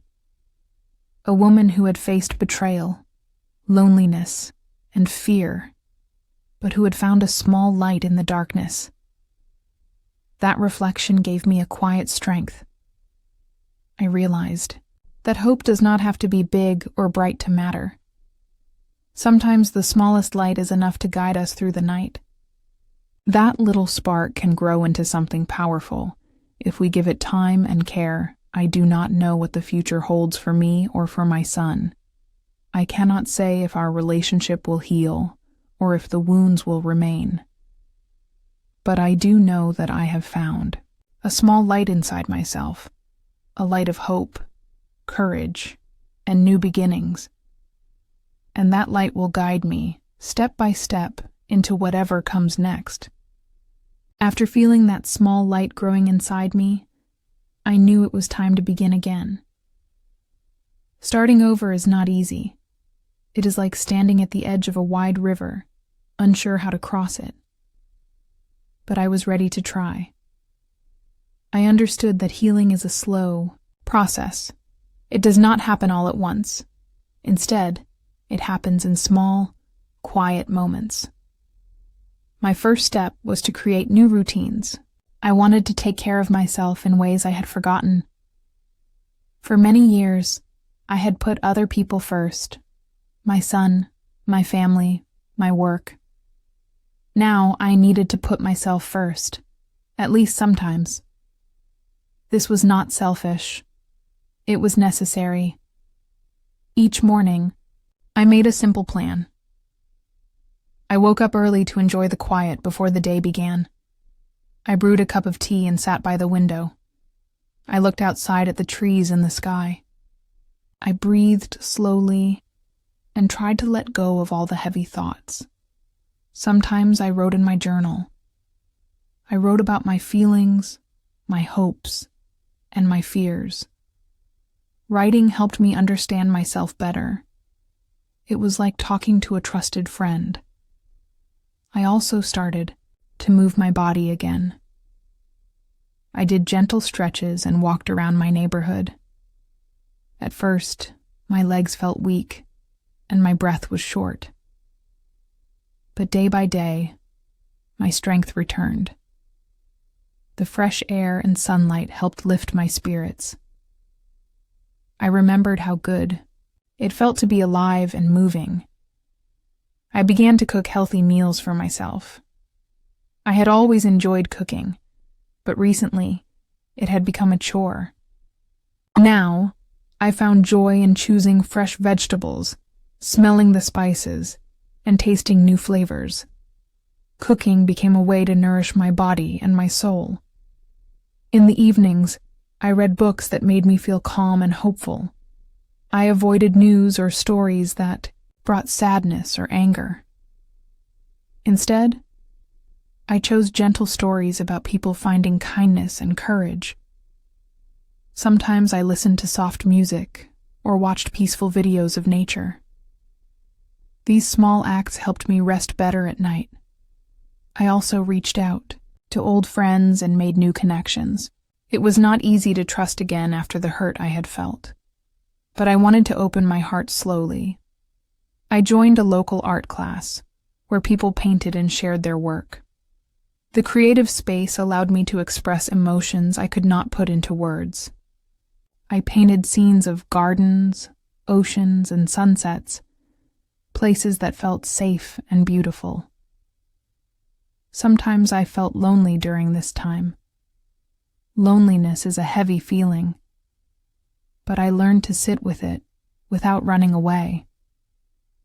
I reminded myself that being alone is not the same as being lonely forever. I told myself that this quiet time was a chance to discover who I really am. One day, I found a small notebook with old letters from my son. I had saved them years ago, when he was young. I read his words slowly, remembering his laughter and the moments we shared. My heart ached, but it also softened. I realized that the past still lived inside me, but it did not have to control my future. I started to dream again, not about fixing what was broken, but about creating a new life for myself. I thought about traveling to places I had always wanted to see. I imagined learning new skills, making new friends, and living a life filled with peace and meaning. Beginning again means taking one step at a time. Some days, the steps are small and shaky. Other days, they feel strong and sure. I know I will face challenges ahead. There will be moments of doubt, sadness, and fear. But I also know I am not the same woman I was before. I am stronger now. I am learning to love myself, not perfectly, but fully. I am learning to listen to my own needs and honor them. I am learning to forgive myself for mistakes and let go of regrets. This new beginning is quiet and gentle. It does not shout or demand. It whispers with hope and courage. It tells me that life is not over. There is still beauty to find, joy to feel, and love to share, starting with the love I give myself. Each day I remind myself, I am beginning again. I am walking forward, one step at a time. And that is enough. For a long time, I thought I would never hear from him again. After all the silence, the coldness, and the distance, I believed our story was finished. But one quiet afternoon, my phone rang. When I saw his name on the screen, my heart stopped. I was not sure if I was ready to answer, but I did. I told myself I would listen, even if I did not know what to say next. He spoke carefully, his voice soft and uncertain. He said he wanted to talk, to explain, to try again. I listened without interrupting. Each word felt heavy. It was not just what he said, but what he did not say. The silence between his words spoke louder than anything. I felt many emotions at once: surprise, confusion, anger, hope, and fear. I wanted to believe that he had changed. Maybe he had realized his mistakes and wanted to make things right. But deep inside, a voice warned me to be cautious. I could not forget the pain he had caused. Trust was not easy to rebuild. For days, I thought about his call. I talked to myself and to my friends. They reminded me to protect my heart. They said, "You have grown so much. Do not lose yourself again." I knew they were right. I needed to be strong and clear. He tried again. He sent messages, asked to meet. Each time I felt the old pull, the desire to forgive, to connect, to heal. But I also felt the new strength I had found in myself. I was no longer the woman who waited for his approval or his love. I was someone who valued her own worth. When we finally met, it was a quiet meeting. No shouting, no tears. Just two people with a long story between them. I asked questions. I wanted to understand why he had shut me out, why he had hidden the wedding, why he had not told me the truth. He gave answers, but they felt weak, uncertain. I realized that what I needed was not just words. I needed actions. I needed to see respect, honesty, and care. I needed to know that he would not hurt me again. It was hard to say no, but I did. I told him that I was still healing, still learning to love myself. I told him that if he wanted to come back into my life, he must be patient and respectful. I told him I was not the same woman he had known. He nodded slowly. There was sadness in his eyes, but also understanding. Maybe this was his own beginning too. Maybe he had to learn how to be better, just as I had. I walked away from that meeting with a mix of feelings. There was no clear answer, no promise of a happy ending, but there was peace. Peace in knowing that I could choose my path. Peace in knowing that I had the power to protect my heart. He tried to come back, but I knew the choice was mine. I could open the door or keep it closed. I could let go of the past or hold on to old pain. For now, I chose myself. I chose to heal, slowly and live fully. I chose to walk forward with my head held high, no matter what the future holds. I remember the moment I realized I was not the same person I had been before all this pain began. It was not a sudden realization. Instead, it came slowly, like the gentle warmth of morning sunlight creeping through the curtains after a long, cold night. I had spent many days thinking about what had happened, about the silence, the betrayal, the broken trust, and how those experiences had changed me. When he tried to come back, I felt something new inside me. It was not the old hunger for his attention or approval. No, this time it was something much stronger and clearer.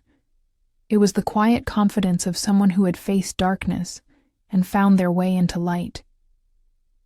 I was no longer scared of losing him, because I had learned to find strength in myself. I looked at myself in the mirror one morning and saw a woman who had been through storms and had not been broken by them. I saw a woman who understood her own worth and would no longer accept less than she deserved. The reflection showed someone different, wiser, calmer, and more determined. This change did not happen overnight. It was the result of many small moments, days spent alone reflecting, nights crying quietly, conversations with friends who reminded me of my value, and moments of self-care when I chose to be kind to myself. I learned to listen to my feelings without fear. I learned to say no when something did not feel right. Most importantly, I learned to trust my own voice. When he reached out again, I was ready. Not to return to the past, but to face the situation with maturity and clarity. I told him honestly how much I had changed. I explained that I could no longer ignore the pain he had caused or pretend it did not exist. But I also told him that I had forgiven, not to forget, but to free myself from anger and bitterness. He listened, surprised and quiet. I could see that he understood this was not the same woman who had once waited silently, hoping for a better tomorrow. This woman was stronger, more grounded, and no longer willing to compromise her peace. We talked about the past with honesty, without blaming or accusing. I shared my feelings openly, and he listened without interrupting. For the first time, I felt like we were speaking as equals, not as two people caught in hurt and misunderstanding, but as two adults trying to find a way forward. I told him that if we were to have any kind of relationship in the future, it would be different. It would be built on respect, honesty, and trust, qualities that had been missing before. I said that I was not interested in pretending everything was fine or in holding on to illusions. I wanted truth, even if it was difficult. He nodded slowly, as if realizing the depth of what I was saying. I saw a flicker of hope in his eyes, but I also saw the weight of responsibility. If he wanted to rebuild something with me, he had to be ready to change as well.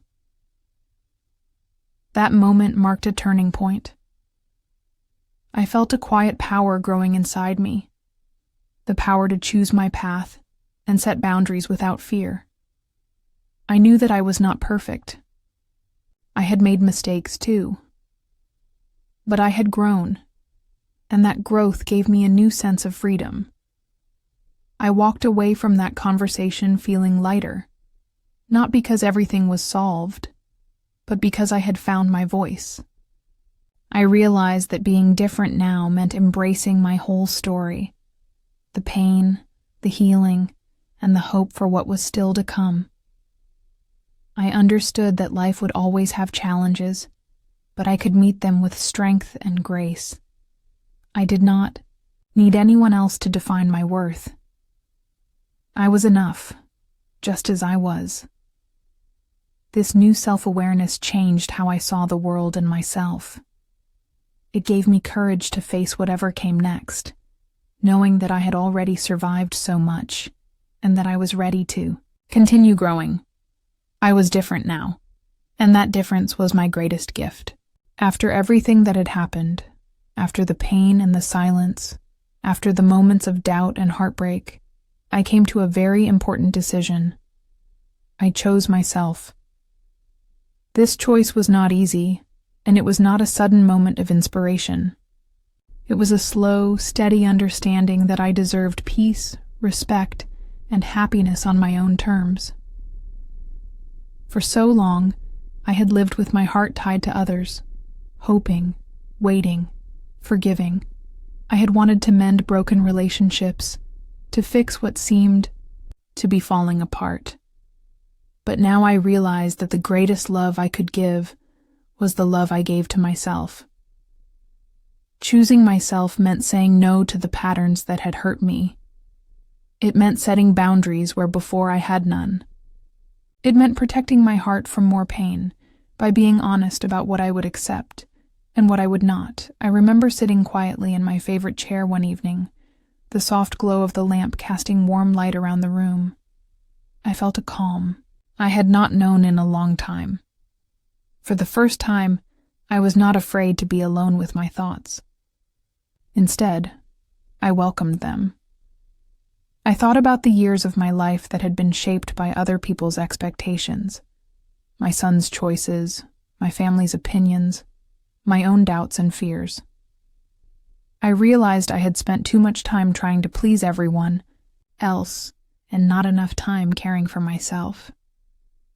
That night, I promised myself something important.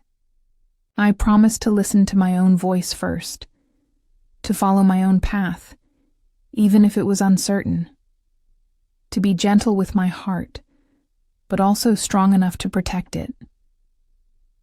Choosing myself was an act of courage. It meant letting go of the need for approval and the hope that others would always see my worth. It meant trusting that I was enough, just as I was. Even with all my flaws and imperfections, I thought about the future, and for once I felt hope instead of fear. Hope that I could build a life based on my own values and dreams. hope that I could find joy in small moments and peace in my own company. Of course, choosing myself did not mean I stopped loving my son or my family. That love was still there, deep and true.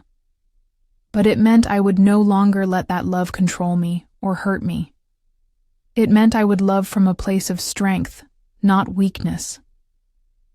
I also realized that choosing myself opened the door for others to come into my life in a healthier way. When I respected myself, I showed others how to respect me too. I became clearer about what I needed and what I deserved. There was a new kind of peace in this choice. I did not have to prove anything to anyone anymore. I did not have to explain my feelings or justify my decisions. I simply had to be true to myself. This decision transformed how I lived each day. I started small, taking time for myself, saying no when something did not feel right, and allowing myself to rest. I began to notice the beauty around me more, the sunlight through the trees, the quiet sounds of the evening, the taste of a warm cup of tea. I also reconnected with old passions that I had set aside for years. I picked up my paintbrush again and spent hours creating colors on a canvas. I walked in the park and felt the earth beneath my feet. These simple acts reminded me of who I was beyond the pain. Choosing myself was a daily practice. Some days were harder than others. Sometimes old doubts and fears crept back in, whispering that I was selfish or alone. But each time I reminded myself that self-love was not selfish. It was necessary. I learned to forgive myself for the mistakes I had made and to celebrate the strength it took to keep going. I learned that I was not defined by my past or by others' opinions, but by the choices I made today. This choice brought me a sense of freedom I had never known. Freedom from guilt, from anger, from the need to control everything. Freedom to simply be me, imperfect and growing. As I made this choice, I felt a lightness in my heart. It was the feeling of coming home to myself.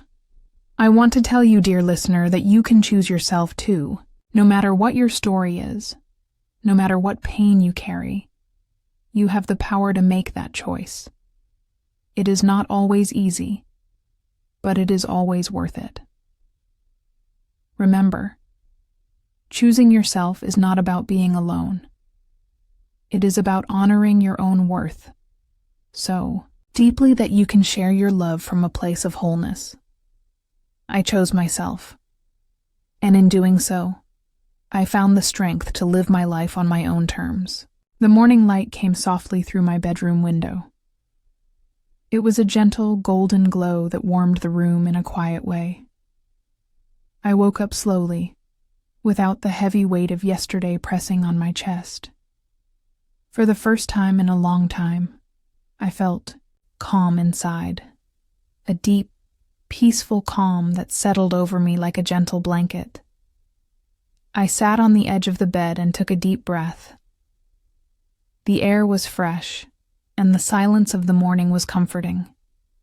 Outside, the birds were singing their soft songs, welcoming the new day. It was a new day indeed, not just the calendar turning to the next morning, but a new day in my life, a fresh start after months of pain and confusion. I thought about everything I had been through. The loneliness, the broken trust, the moments when I felt invisible, in my own family. I remembered the nights when I cried quietly, not wanting anyone to hear me. The times I questioned my own worth and wondered if I was strong enough to keep going. But now, sitting in that soft morning light, I smiled. Not because I forgot the pain or the hard moments. No, I smiled because I survived them. I was still here. I was stronger than I had ever believed. I got up slowly and moved to the window. I looked outside at the world waking up around me. The flowers in the garden were blooming, the trees gently swayed in the breeze, and the sky was painted with soft shades of pink and blue. Life was moving forward, and so was I. I made myself a cup of tea and sat down at the kitchen table. I did not rush. I took my time to enjoy the quiet.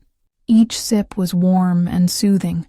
Like a small act of kindness I gave myself, I thought about the choice I had made. To choose myself. That choice was not just about saying no to others or walking away from what hurt me. It was about saying yes to life again. Yes to new beginnings, to hope, to love, and to joy. I knew there would still be challenges ahead. Life does not suddenly become perfect. But I felt ready to face whatever came next with courage and grace. I was learning to trust myself again. I looked around my home, feeling grateful for the little things. The comfortable chair where I could read, the photos on the wall that told stories of happier times, the soft blankets that kept me warm. These were the things that reminded me I was safe, that I belonged somewhere. Sometimes we forget how important these small moments are. The quiet mornings, the gentle sounds, the simple comforts. But these moments build a foundation for healing. They give us strength when the world feels too hard. Later that day, I decided to go for a walk. The fresh air felt good on my skin, and the sun was bright, but not too hot. As I walked, I noticed people smiling at each other, neighbors chatting, children playing. There was a sense of community and connection that I had missed. I stopped by a small park and sat on a bench. I watched the leaves move with the breeze and the clouds slowly drifting across the sky. It was peaceful. I let myself just be there, without rushing or worrying. In that quiet moment, I made another promise to myself. To keep moving forward. To take each day as it came, with patience and kindness. To celebrate even the smallest victories. And most importantly, to never forget that I was enough. That evening, as the sun set, I wrote in my journal. Writing had become a way for me to understand my feelings and find clarity. I wrote about the pain I had felt, the lessons I had learned, and the hope I was beginning to hold. I wrote about the new day I was living, a day that belonged to me. Before I went to sleep, I looked out the window one last time. The stars were beginning to appear in the darkening sky, shining quietly but surely. They reminded me that even in darkness, there is light. I closed my eyes and felt a deep sense of peace.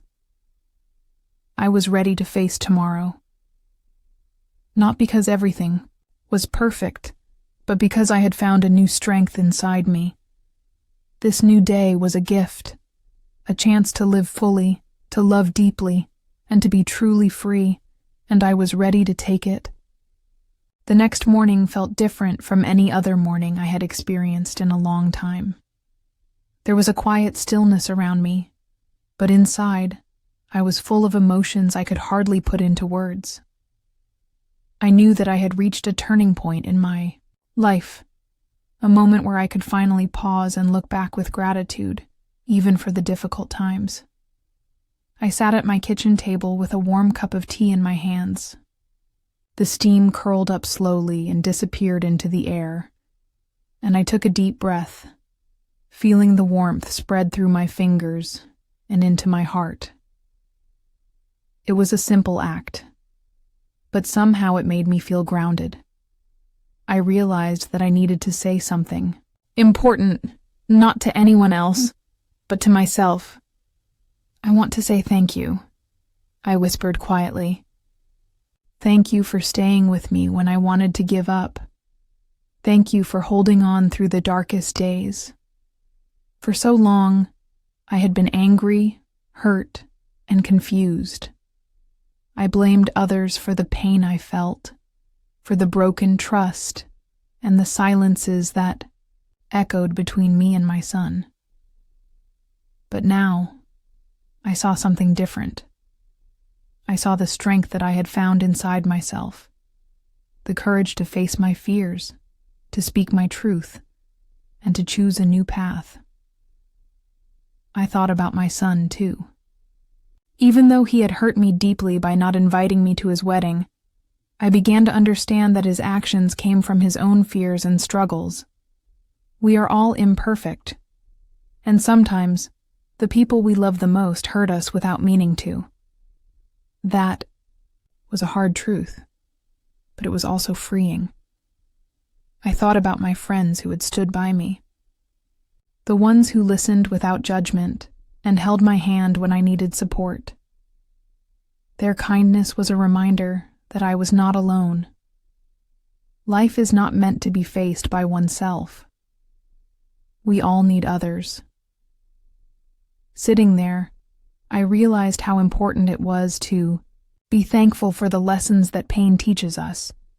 Without the hard moments, I would never have learned how strong I truly am. Without the heartbreak, I would not have discovered the power of forgiveness, starting with forgiving myself. I remembered the night when I cried alone in my room, feeling invisible and forgotten. Now, I could look back and say, thank you for those tears. They washed away the old fears and made room for new hope. The sun was rising higher, and the kitchen filled with light. It felt like the world was waking up with me. I felt a sense of peace growing inside, a peacefulness that came from acceptance and gratitude. I decided to write a letter, not to send, but for myself. I wrote, "Dear me, thank you for never giving up. Thank you for loving yourself even when it was hard. Thank you for finding your voice and standing tall. You have survived storms that seemed impossible. You have chosen to grow, to heal, and to be free. Keep walking your path with courage and kindness." I folded the letter and placed it on my bedside table. It was a promise to keep moving forward no matter what. Later that day, I called my closest friend. We talked for hours, sharing memories, laughter, and tears. I told her about the gratitude I was feeling, and she said something that stayed with me. Sometimes saying thank you is the first step to healing. It opens the heart to new possibilities. Her words made me smile. I realized that healing is not a straight path. It is a journey with many steps, sometimes forward, sometimes backward, but always with hope. That evening, I looked around my home with fresh eyes. I saw the beauty in small things, the soft curtains, the framed photos, the plants on the windowsill. These things reminded me that life is full of little gifts, waiting to be noticed. As I prepared for bed, I felt a deep sense of gratitude fill me, gratitude for the past, with all its pain and joy, gratitude for the present, with its peace and promise, gratitude for the future, with all the unknown adventures yet to come. I lay down and closed my eyes. The quietness wrapped around me like a gentle hug. I whispered one last thank you before sleep came. Thank you, life. I am ready for what comes next. And with that, I finally felt free. There is a quiet moment in life when the loudest voice you hear is your own. It is the voice inside your head, the one that whispers doubts, regrets, and fears. For a long time, my own voice was harsh and unforgiving. I carried so much blame for things I did not fully understand. I felt guilty for what had happened between my son and me. I blamed myself for every silence, every missed call, every hurtful thought that I thought might have pushed him away. But one evening, after weeks of restless thoughts and uneasy nights, something inside me shifted. I realized that forgiveness was the key to unlocking the heavy chains I had placed on my heart. And the first person I needed to forgive was myself. I sat quietly in my living room, the soft light of a lamp casting gentle shadows on the walls.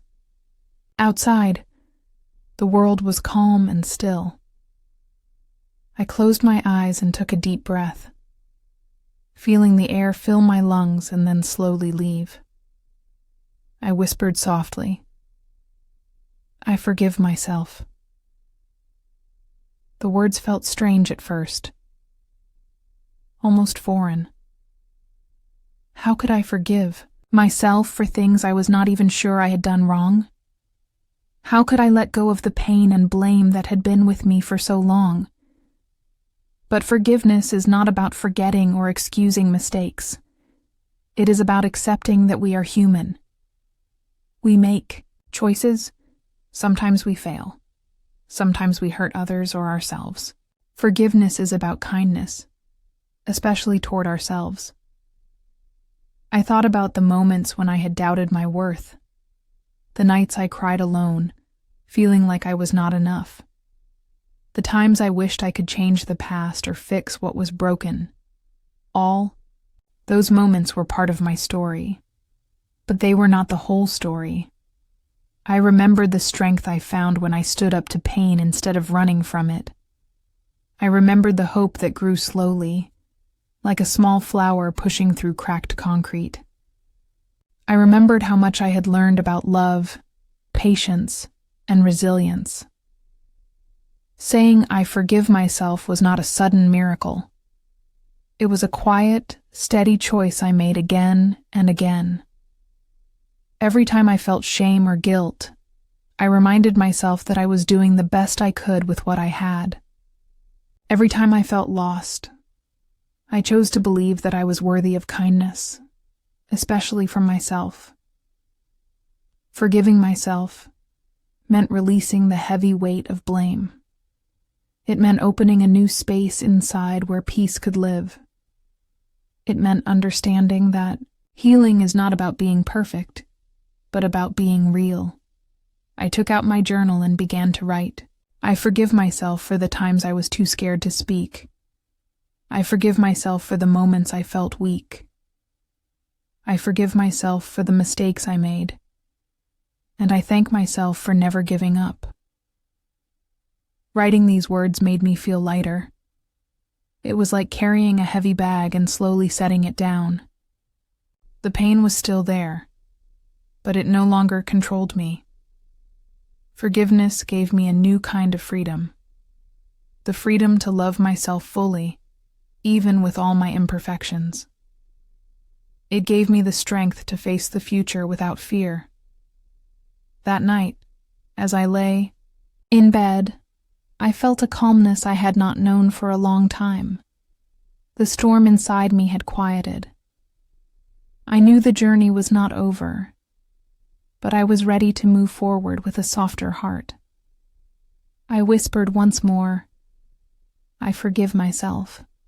I am enough."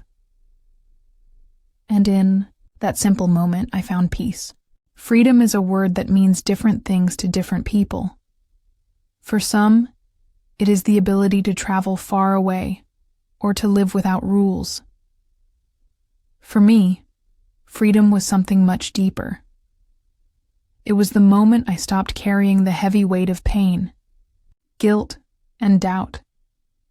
It was the day I finally felt free, inside my heart and my mind. After I forgave myself, I realized that freedom is not about changing the past. It is about accepting everything that has happened and choosing to live without fear. It is about feeling light even when the memories are heavy. I began to see freedom as a small flame that could burn quietly inside me, growing stronger with each gentle breath. One morning I woke up early. The sun was just starting to rise, painting the sky with soft pink and orange colors. I decided to take a walk outside before the world became busy. The air was fresh and cool, and I could hear the birds singing in the trees. I walked slowly, feeling the earth beneath my feet. I took off my shoes and walked barefoot on the soft grass. The coolness touched my skin, and I felt a connection with the world around me. It was as if the earth was welcoming me, telling me that it was okay to be here, just as I am. Walking barefoot was a small act, but for me, it was a powerful symbol of freedom. I was no longer holding back. I was no longer afraid of the past or the pain.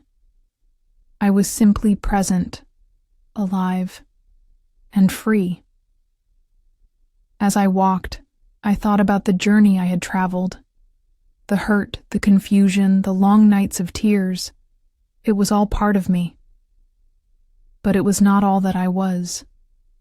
There was a new part of me, one that was stronger, wiser, and more loving. Later that day, I put on some soft music and danced slowly in my living room. The music was gentle and warm, and it filled the space with light. I closed my eyes and moved my body with the rhythm. I was not dancing to impress anyone or to hide my feelings. I was dancing to celebrate life and the freedom I had found. The feeling of freedom was like a breath of fresh air. It was a lightness in my chest and a smile that came from deep inside. It was a reminder that I am alive, that I have the power to choose how I feel and who I want to be. Freedom also meant letting go of fear, the fear of being alone, the fear of rejection, and the fear of not being enough. Those fears had held me captive for so long. But now, I was ready to face the world with open arms and an open heart. I thought about my son and the pain between us. Freedom did not mean forgetting him or pretending nothing had happened. It meant loving him from a distance and hoping that one day he might understand. It meant choosing peace over anger, hope over despair. I sat down by the window as the sun began to set. The sky was painted with deep reds and purples. I felt calm and full of gratitude. I whispered to myself, I am free. I am free to be me. That freedom was not about the world outside. It was about the world inside me. It was about accepting all my feelings and still choosing to move forward. In that quiet moment, I felt a gentle strength. It was not loud or harsh. It was soft, steady, and true.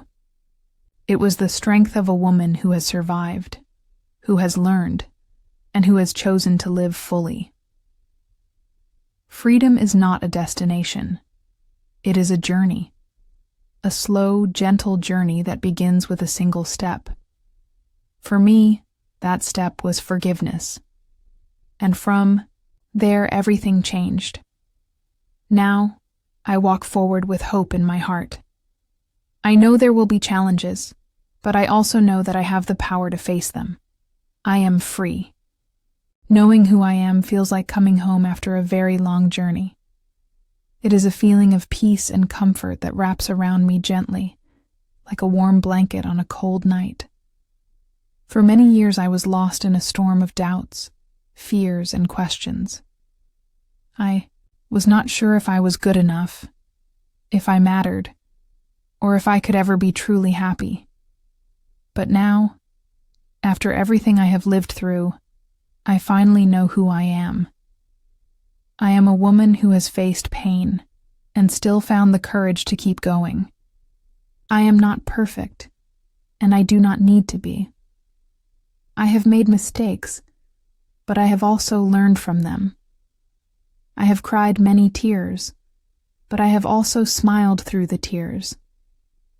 I am a mix of strength and softness, of hope and reality. This knowledge does not come from what others say about me. It does not come from my past mistakes or successes. It comes from deep inside my heart. It is the voice that speaks when the world is quiet. It is the quiet truth that says, "You are enough. You are worthy. You are loved."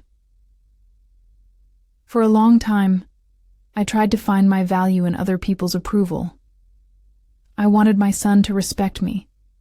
I wanted others to see me as strong and capable. But that was not true strength. True strength is knowing your worth without needing anyone else to confirm it. I have learned to be gentle with myself. When I feel sad or angry, I do not try to hide it. I let myself feel those emotions fully, without judgment. I talk kindly to myself, just like I would talk to a dear friend. This kindness has helped me heal in ways I never thought possible. I remember the moments when I felt invisible, when I thought I did not matter. Those memories still make my heart ache, but now they do not control me. Instead, they remind me of how far I have come. They remind me that I survived those hard times, and that survival has made me who I am today. Knowing who I am also means accepting the woman I see in the mirror. She is not the same woman she was 10 or 20 years ago. She carries the stories of a life lived, both the joys and the pains. Her face shows lines from laughter and tears. Her eyes hold wisdom and kindness. I have stopped comparing myself to others.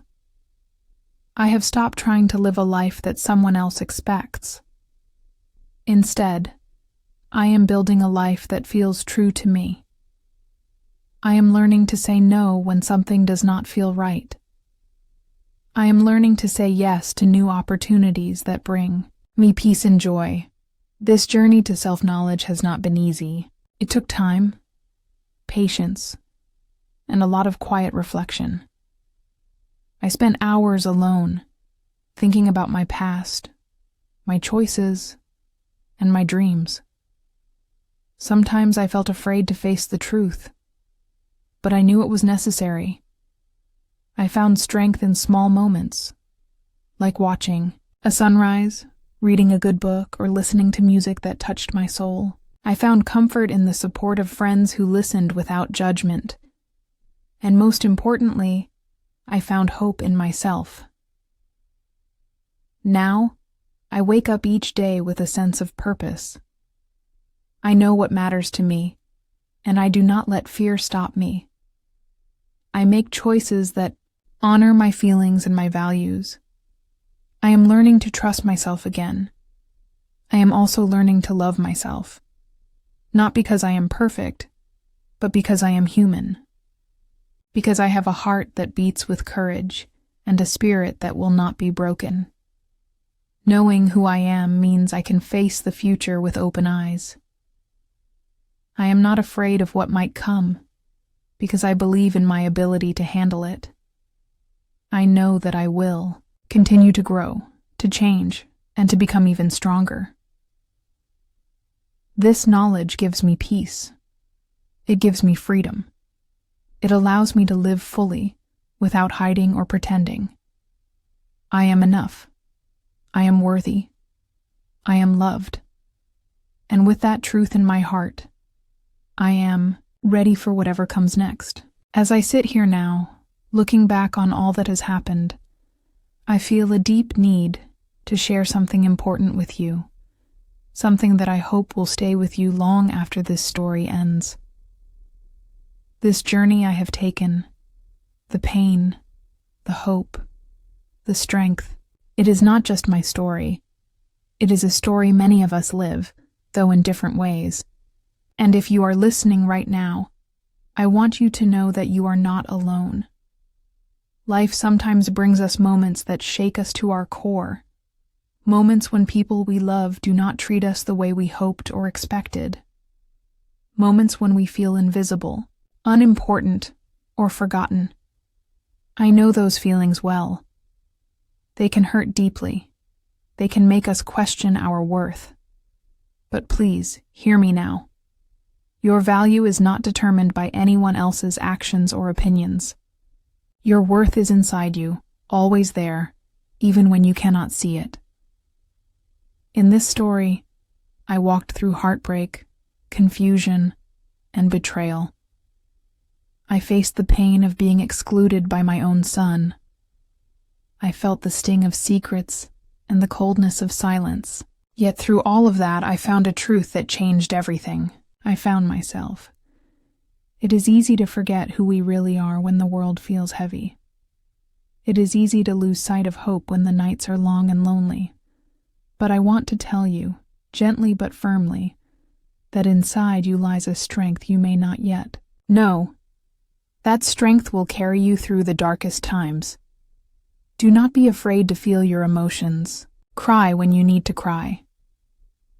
Speak your truth, even if your voice shakes. It is okay to be vulnerable, because vulnerability is a path to healing and connection. When you open your heart, you invite light to come in. Forgiveness is a gift you give yourself. It does not mean forgetting or excusing hurtful actions.